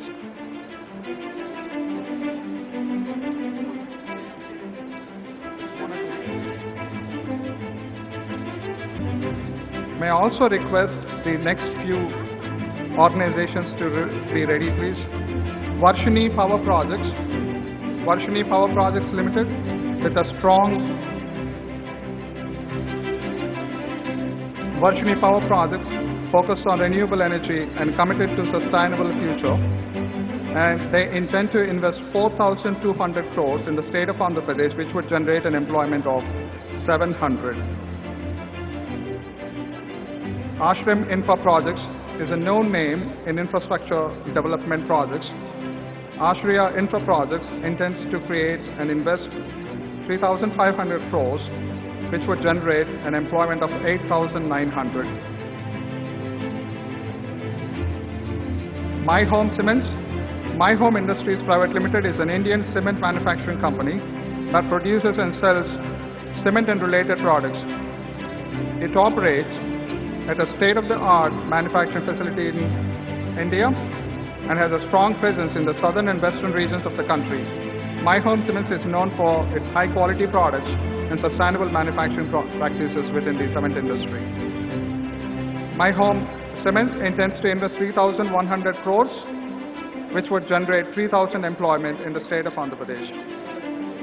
Venika Jal Vidyut, which is an energy organization focused on renewable energy with hydropower generation, intends to create an investment size of 3,000 crores with 600 employment.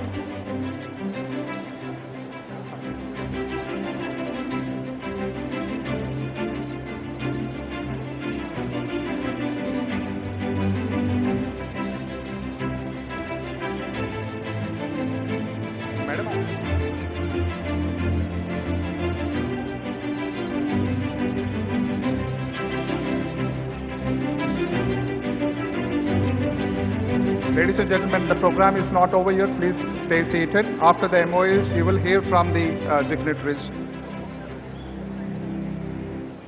My Home Cements. My Home Industries Private Limited is an Indian cement manufacturing company. They intend to have a cement industry, a cement plant in the state of Andhra Pradesh with an investment size of 3,100 crores, which would generate an employment of 3,000.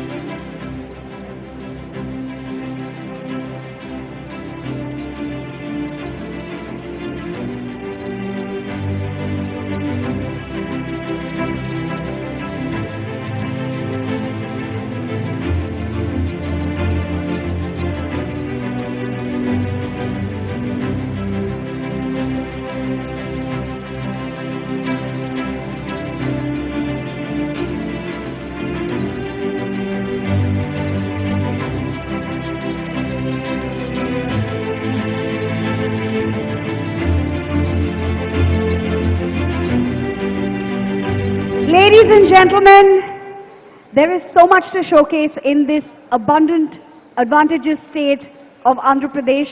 Now, with a young and dynamic leader at the helm, he's determined to ensure that we have a skilled and employable workforce while he's going about getting investment for the state to create more employment amongst other things. He is also ensuring a skilled and employable workforce. We would like to show you what's happening in Andhra Pradesh on the skill development front. An AV on skill development in Andhra Pradesh, please.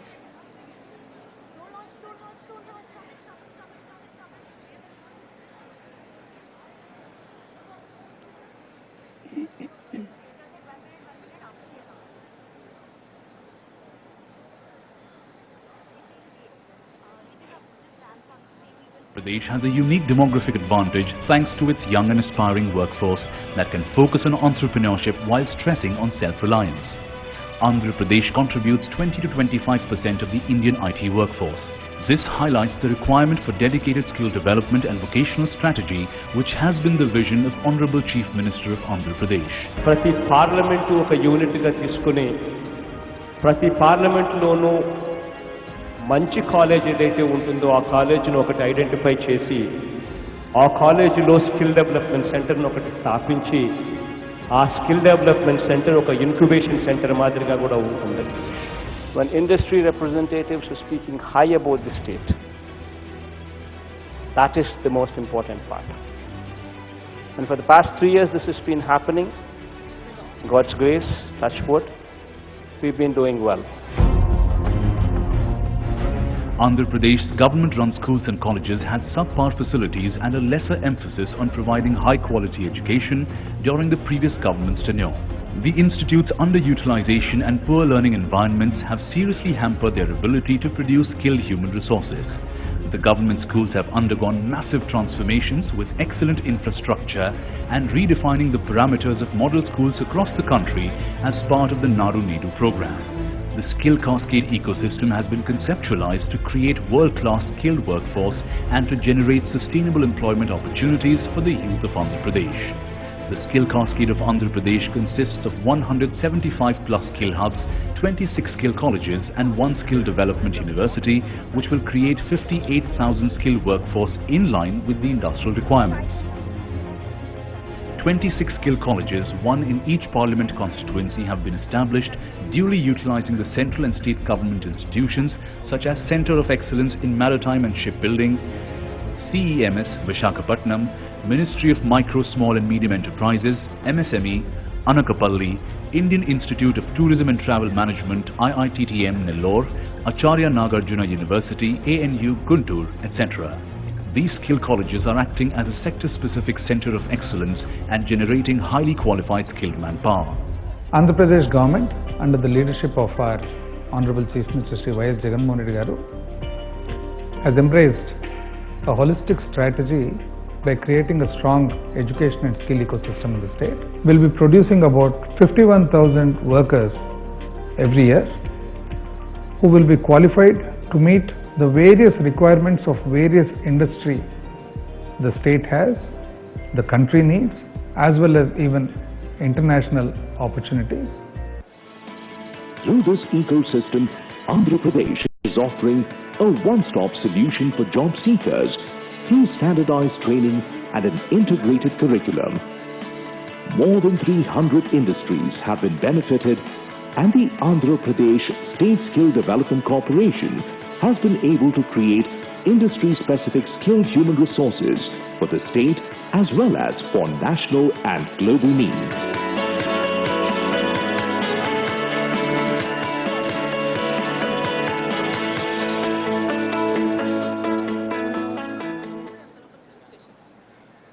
We hope you enjoyed that AV on skill development in Andhra Pradesh. Ladies and gentlemen, we are expecting the Honorable Union Minister of Road Transport and Highways to the Government of India, Shri Nitin Gadkari ji, shortly. In the meanwhile, I request the Honorable Chief Minister of Andhra Pradesh, Shri Jaganamohanreddy garu, to please felicitate our guests on the dais.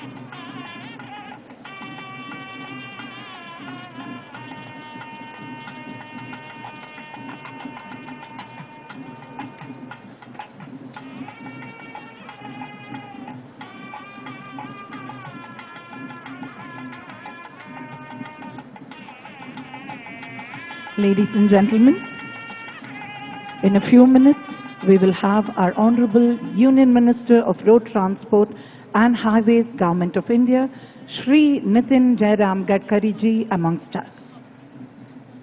We request everyone to please be seated.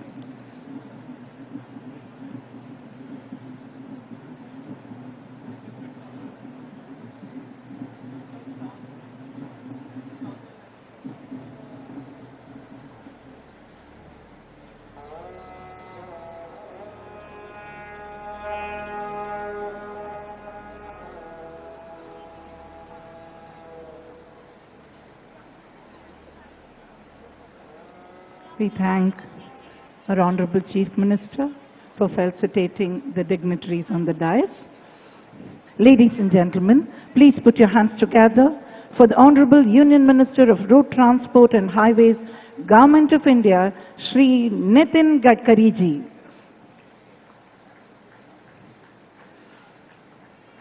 We are honored to have you amongst us, sir. आपका हार्दिक हार्दिक स्वागत है.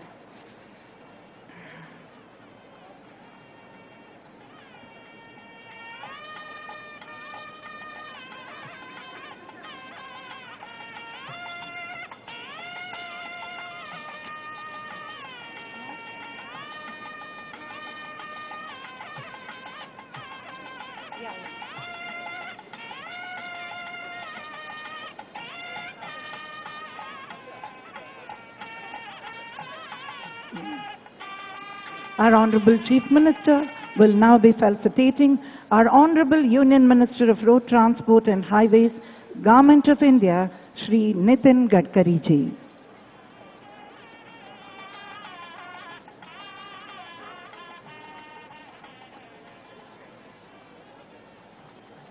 Felicitation by our Honorable Chief Minister to the Honorable Union Minister of Road Transport and Highways, Government of India, Shri Nitin Gadkari ji.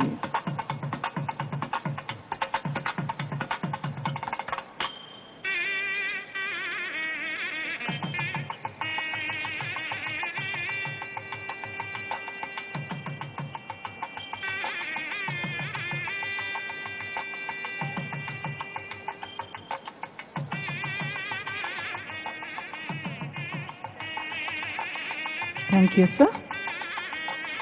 Transportation is the lifeline of a nation. Good physical connectivity in the urban and rural areas is essential for economic growth. India, the 7th largest nation with over 1 billion population, has one of the largest transport sectors.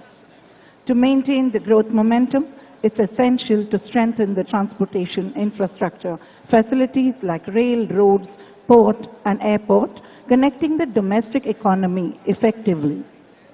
To shed more light, may we now invite our Honorable Union Minister of Road Transport and Highways to the Government of India, Shri Nitin Gadkari ji, to address the gathering. Welcome you, sir.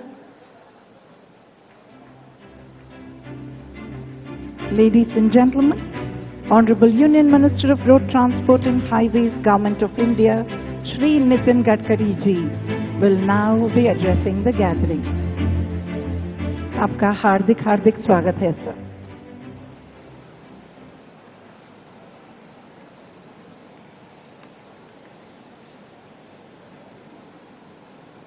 Honorable Chief Minister, Shri Y. Jaganamohanreddy ji, Honorable Minister, Shri Rajendranath Reddy ji, all ministers, respectable ministers from Andhra Pradesh, all dignitaries who are present, and all respectable dear friends, my brothers and my sisters. First of all, it's really a great pleasure for me to interact with you regarding development in Andhra Pradesh. The Andhra Pradesh is one of the important states in the country, and the mission for our government is to make India Atmanirbhar Bharat. The most important thing is the dream of Prime Minister to make Indian economy of $5 trillion. And that is only possible with the development of the state. The basic mission behind the spirit which we have, that Sabka Saath, Sabka Vikas, Sabka Prayas.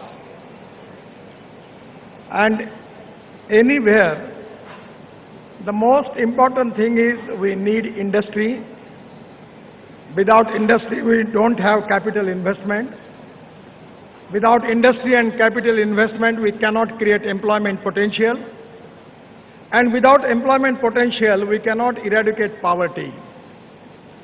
And the most important thing in the growth, that is we need to create employment potential, and without that we cannot eradicate the poverty.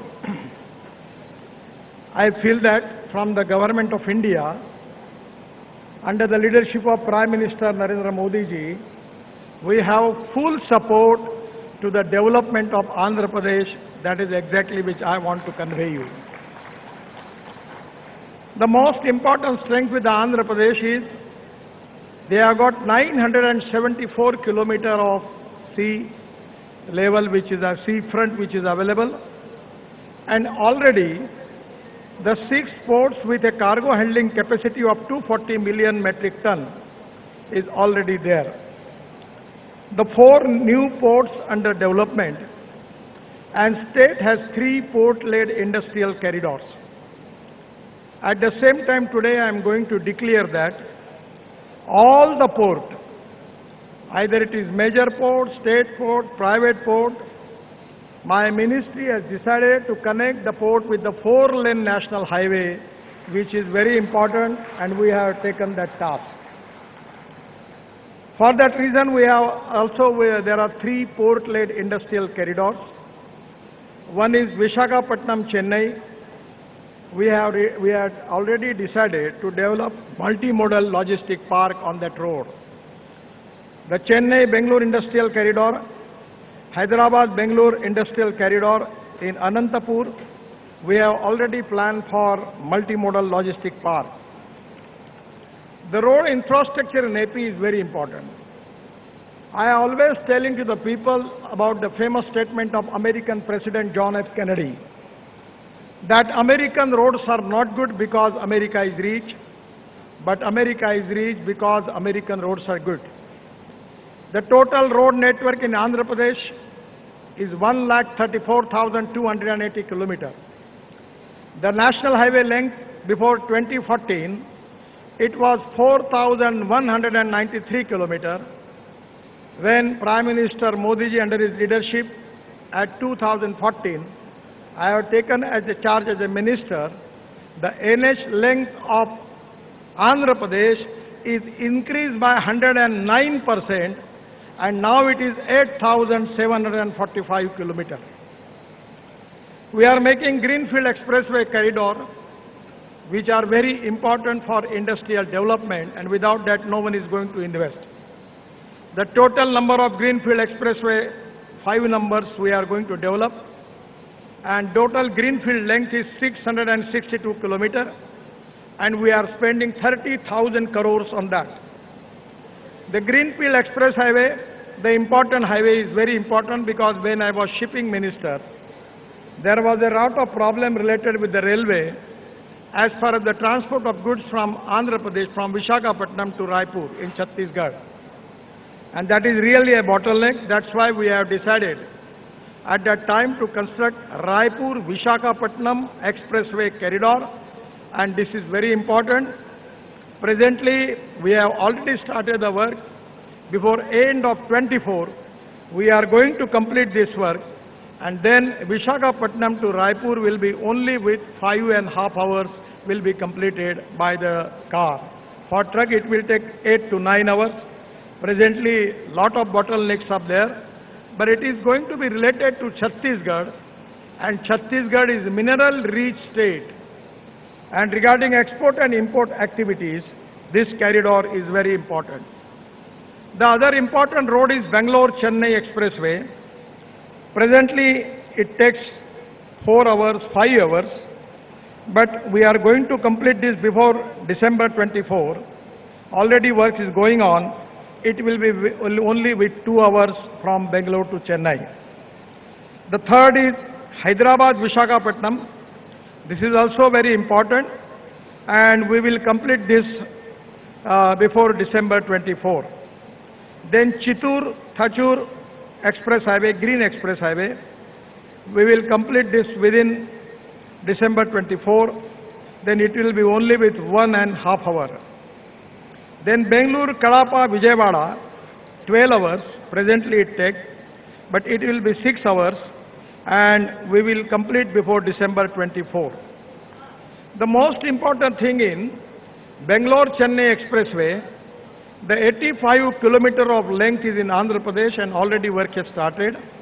Already this all 85 kilometer Andhra Pradesh, the work is awarded. The cost of this project is 5,000, and because of Bangalore and Chennai, within 2 hours, the Andhra Pradesh government can take the initiative to develop industrial clusters, logistic parks, and development of different industry on this highway, which is going to connect Chennai and Bangalore. I also very much confident about Raipur Visakhapatnam, where there is a huge possibility of making industrial park, industrial cluster, logistic park. The distance is 465 kilometers, and total length in Andhra Pradesh is 100 kilometers. The cost is 4,500 crore. The already 12 kilometer length is completed. These are very important highways which are very helpful for industrial development in the state. The water, power, transport and communication, these are the 4 important pillars as far as the development is concerned. And as for the road infrastructure is concerned, we have already taken responsibility of making good standard infrastructure of international standard in Andhra Pradesh. We are also making Nagpur to Vijayawada, that is 438 kilometers, out of which some of the length is in Andhra Pradesh. Already we are in the process of starting this project. The most important project is very important for Andhra Pradesh, which is connecting from north to south. Presently from Punjab, Haryana, Kashmir, Uttarakhand, Himachal, Delhi, Rajasthan and Gujarat. All traffic which is coming to the south is coming to Mumbai, then it goes to Pune, and after Pune it is diverted to Solapur and Kolhapur, and then it going to south. Now we have already completed major part of the Delhi-Mumbai Express Highway. And near Surat, we are making Neem Green Express Highway, that is from Surat to Nashik, Nashik to Ahmednagar, Ahmednagar to Solapur, and Solapur to Kurnool. And by Kurnool, it will be well connected to Hyderabad, Visakhapatnam, Bangalore, Kanyakumari, Chennai, everywhere in the South India. Now you don't need to go to Mumbai and Pune. That is going to reduce the kilometer by 300 kilometers. It is saving is there, and which is very important. The most important problem in our business and industry is our logistic cost. In India, our logistic cost is 16%. Now China is 8 to 10%, and USA and European country, it is 12%. Our mission is, our target is to make this logistic cost in single digit up to 9%. As a transport minister, we have taken a lot of decision. In place of diesel, we want to use ethanol, methanol, biodiesel, bio-LNG, CNG and hydrogen and electric. We are in the process of making electric highway. We have now electric trucks, electric tractors, and hydrogen is the fuel for the future. 100% I am confident. Just I got opportunity to launch LNG truck in Pune, in Chakan. The Blue Energy was the company. And in place of using 100 rupees of diesel, it is only with the 40% we can only have to pay for LNG. And the truck capacity is for 1600 kilometers. So change in fuel, that is one of the important thing. And other important thing is the good roads, by which 100% within 5 years, we will reduce the logistic cost to 9% even in Andhra Pradesh, and that will be a great thing. The other important connectivity is 4-lane Khannam Devarpalli Greenfield Corridor, which is also very important. We have decided to make this corridor is important for Andhra Pradesh. The work is in progress and likely to be complete by September 24. The estimate cost is 2,500 crore. Regarding the port connectivity, we are spending 20,000 crore in Andhra Pradesh, and we have decided to connect all the ports of Andhra Pradesh by national highway by 4-lane, and that is very important because the 907 kilometer is a big strength for the Andhra Pradesh. My ministry is currently undertaking 22 port connectivity road project of length of 1,350 kilometer in the state of Andhra Pradesh to improve the road connectivity to 5 ports, that is Vizag Port, Gangavaram, Kakinada, Krishnapatnam, Nizamapatnam and Visakhapatnam. Additionally, Ministry has identified 6 more projects of 120 kilometer length to improve last mile connectivity to 4 non-major ports, that is Bhavanpadu, Machilipatnam, Ramayapatnam and Gangavaram. Under the Port Connectivity Master Plan, I am very much confident the 907 kilometer is the biggest strength for Andhra Pradesh.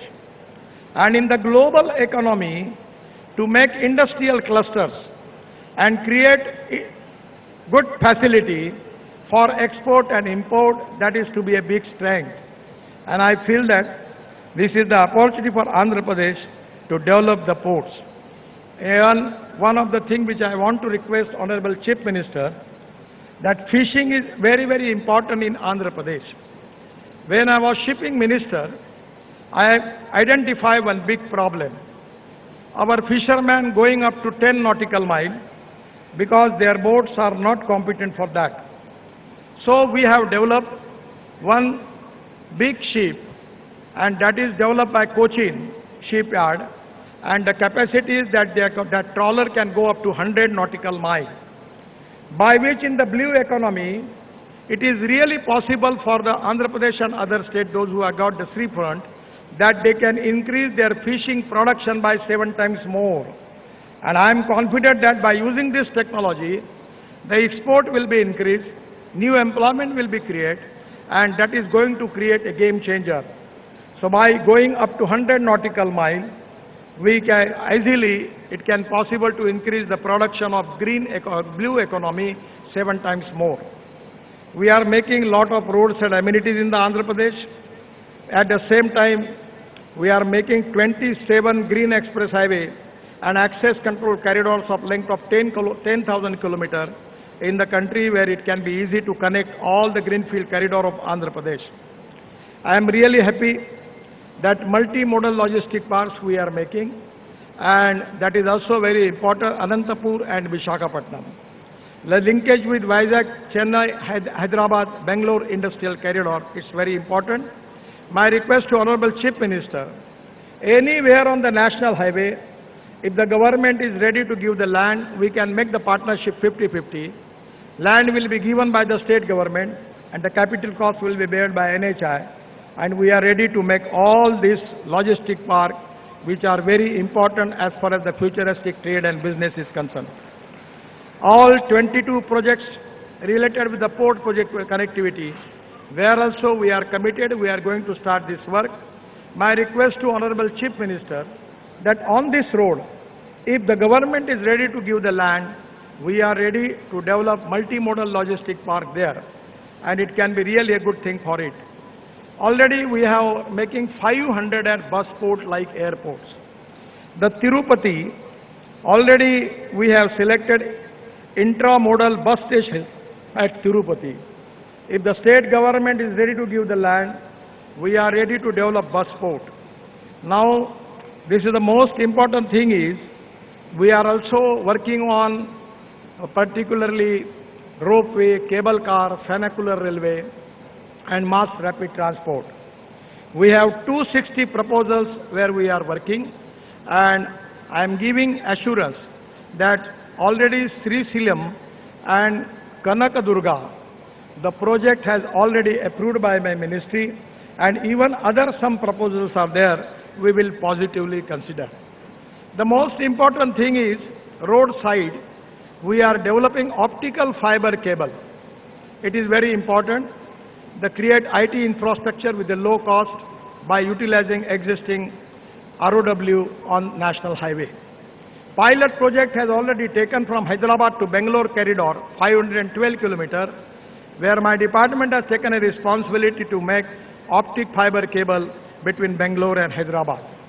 The planning for development of optic fiber cable in Andhra Pradesh, Bangalore, Chennai, 262 kilometers, Hyderabad, Visakhapatnam, 222 kilometers, Indore, Hyderabad, it is 530 kilometers, Raipur, Visakhapatnam, it is 465 kilometers, Hyderabad, Raipur, it is 330 kilometers. This optic fiber cable also we are planning for making of gas line, electric cable, by which it can be easy, not only for connectivity, but even the gas, transport of gas will be possible. 100% it is going to be useful to make new industrial clusters where it can be definitely going to be very useful. The most important subject related with my ministry is automobile industry. Presently the size of this industry is 7.5 lakh crore.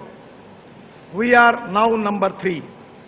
Previously our number was 4 and Japan number was 3. But now we just surpassed Japan and we are number 3. China is number 1, USA number 2 and India is number 3. As a ministry we have accepted the challenge that within 5 years we want to make our number 1 manufacturing hub in India. Already in Andhra Pradesh there are a lot of brands, automobile brands. They have their manufacturing plant already here. Now we are electric vehicle, electric car, electric scooter, electric truck. Even in the expo, the heavy equipment machinery companies have developed all their big machine on electric. Now they are developing on CNG, hybrid with diesel, also developing with hydrogen. So I feel that this is to be the future. I am really happy that Andhra Pradesh government is encouraging the e-vehicle manufacturing industry.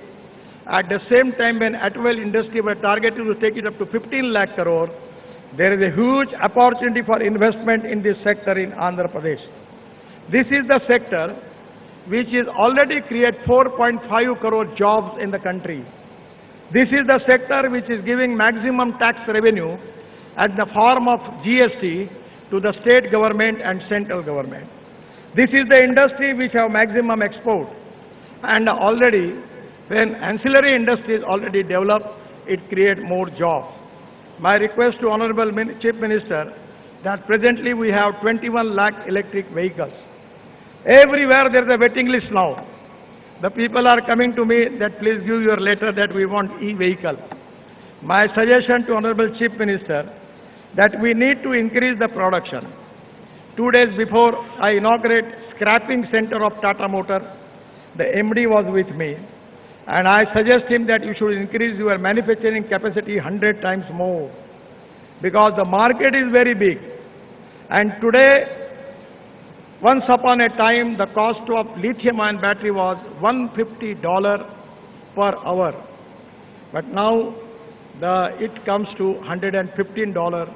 And I am confident that within due course of time, it will come to $100. Then the petrol vehicle cost and electric vehicle cost will be the same. And this is to be most important thing that hydrogen and electric is the fuel for the future. Presently, we have the import of 16 lakh crores of fossil fuel and pollution is a big concern. So today, the automobile cluster is the huge potential and our already government has given a lot of incentives to the automobile industries for semiconductors and other things. This is the sector where there is a huge potential and Andhra Pradesh has got all potential and 100% I am confident that state government will take the advantage of this, all the facilities. Regarding the battery technology, aluminum ion, zinc ion, sodium ion, lithium ion, we have developed now aluminum air technology. The most important thing is public transport. I know that everywhere in the state corporation are not in good position. Horn छोड़कर सब बचता है उसमें. That is the situation. So we have just decided this is a very, very economic model that is based on the London transport model. We have received the tender for 5,000 buses. The cost coming for AC bus 41 rupees per kilometer and for non-AC bus 39 rupees per kilometer. And the best in Mumbai running their bus, diesel bus, the cost is coming 115 rupees per kilometer. We don't need any investment from the state government. Now we are making a model by which escrow account will be there and the operator will be purchased the buses, and my idea is to at least encourage public transport in India. I just got opportunity to launch sleeper coach bus of Volvo in Bangalore. Now they are making business class bus. We need to discourage the people to take their own car. And the public transport is very important. We want to support this proposal and we are planning scheme for that where state government don't need to invest anything, but we can give you new electric buses and it can resolve the problem. We can reduce the ticket rate also and we will give the air condition facility to the people. I am really happy that one of the important things which our government has started, that is scrapping policy. The 15 years completed vehicle in government, we have already taken decision it is mandatory. And the finance minister has declared a special scheme by which if the state government want to scrap their vehicle, there is also an incentive and scheme for that. Now we have a big automobile industry. We have to make the import of aluminium, copper, steel, rubber and plastic. So this is the energy, that two important philosophy, waste to wealth. So this wealth can be used for development of wealth. I always talk to people about the two philosophies. One is knowledge, innovation, entrepreneurship, science, technology, research, skilled and successful practices. We name it as knowledge, and conversion of knowledge into wealth is the future. The futuristic technology is very important for the state government and central government to access. And the other important philosophy is no one is best. No material is best, no person is best. It is depending upon the appropriate leadership, it is depending upon the appropriate technology that you can convert waste into wealth. We are adding 50% rubber powder in bitumen. Now we are making bitumen from rice straw. Bitumen, bio-bitumen and biochar. So there are a lot of things. We are making bioethanol.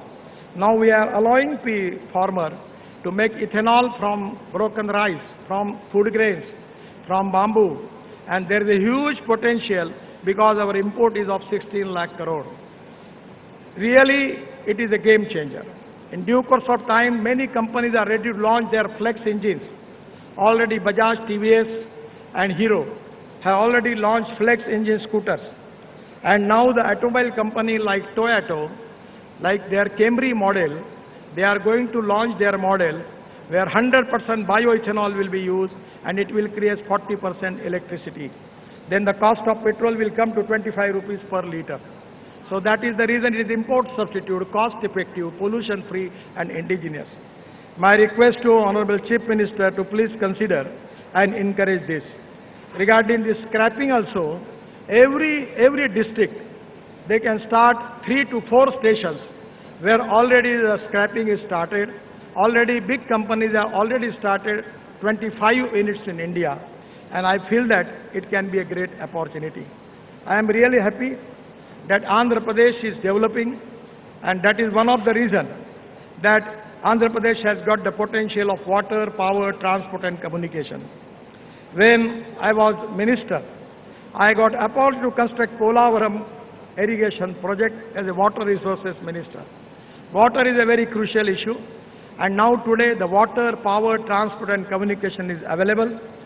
A full support from the central government for development of Andhra Pradesh is there under the leadership of Modi ji, and at the same time I am happy that the state is progressive. One of the important demands from the Chief Minister is with me, that is the making of 6-lane Vizag Port Highway and NH16 near Bhogapuram. The length is 55 kilometers, cost is 6,300 crore, and state is going to contribute for land and giving me some concession I already request the Chief Minister and the Chief Secretary. They have given me the letter and also 157 acre of land for multimodal logistic park they are giving. From my ministry, I am sanctioned this important project, which is very important for Andhra Pradesh and dream project of Honorable Chief Minister. Many times he requests me about this proposal. Today I am happy that we are sanctioning this project. Once again, my best luck to development of Andhra Pradesh and people of Andhra. Thank you very much. Namaskar.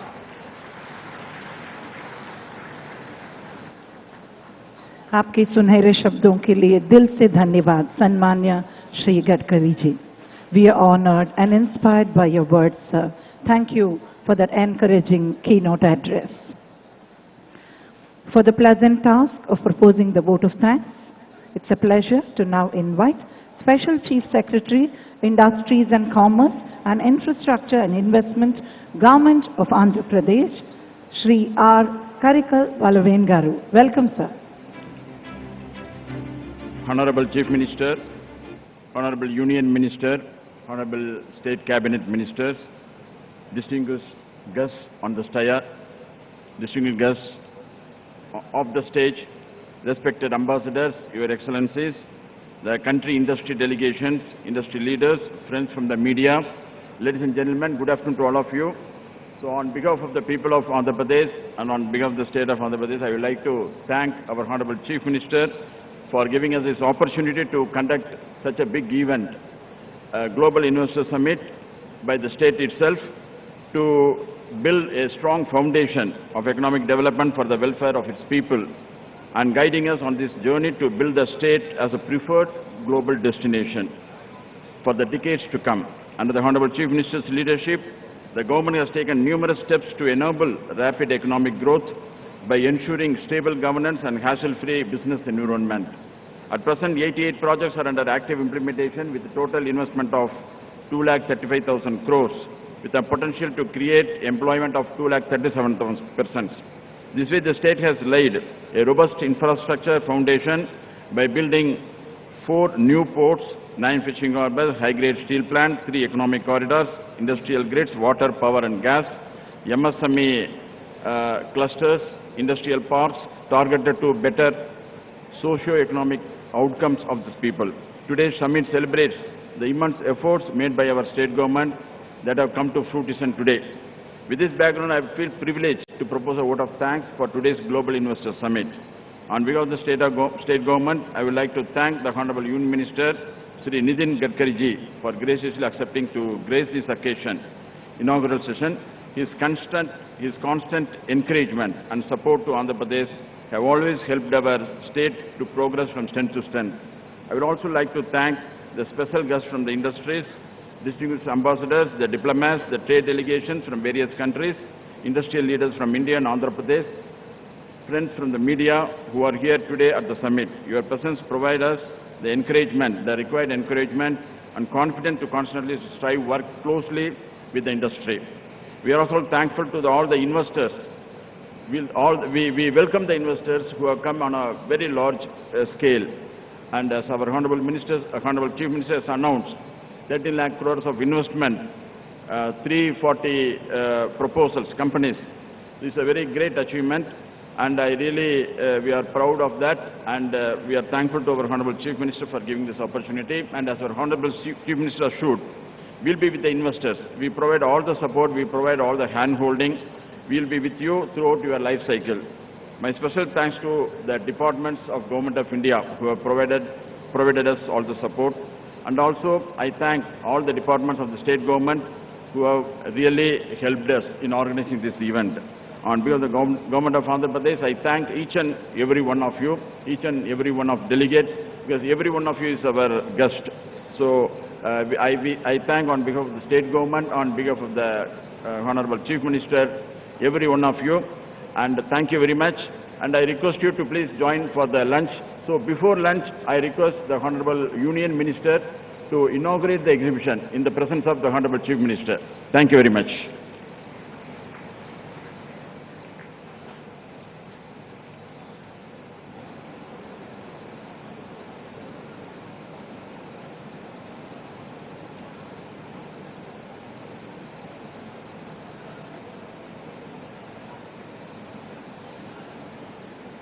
Thank you, sir. We really hope all of you have enjoyed this wonderful inaugural session. And this is just the beginning of the two-day summit, the Global Investor Summit 2023 at Advantage Andhra Pradesh. As you know, following this, in the seminar halls, there will be plenary sessions, conversations across sectors from experienced stalwarts from those respective sectors. Before that, however, we will have the exhibition inauguration by the Honorable Chief Minister of Andhra Pradesh, Shri Y.S. Jaganamohanreddy Garu. There will also be lunch. So please stay right here with us in this hall, and we will tell you what happens where shortly.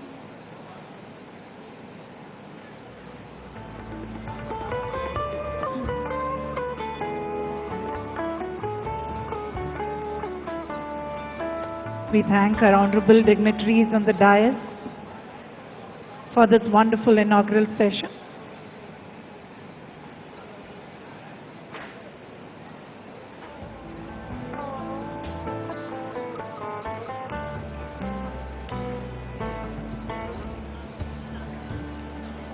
We thank the Honorable Chief Minister of Andhra Pradesh for being present at the inaugural of this event that And he our had envisioned for the state. And he is now headed to the inauguration. Gauravniyulu Mukhyamantri Garu, Shri Y.S. Jaganamohanreddy Garu, exhibition inauguration tarafki bayilderaru. Meerandaru kuda please join avandi. We thank our Union Minister for being present here for this wonderful inaugural session. Now, the exhibition will be inaugurated. We request you all to be part of that event as well. The exhibition inauguration is to the stage left, which would mean your right, the right-hand side for the audience, and stage left.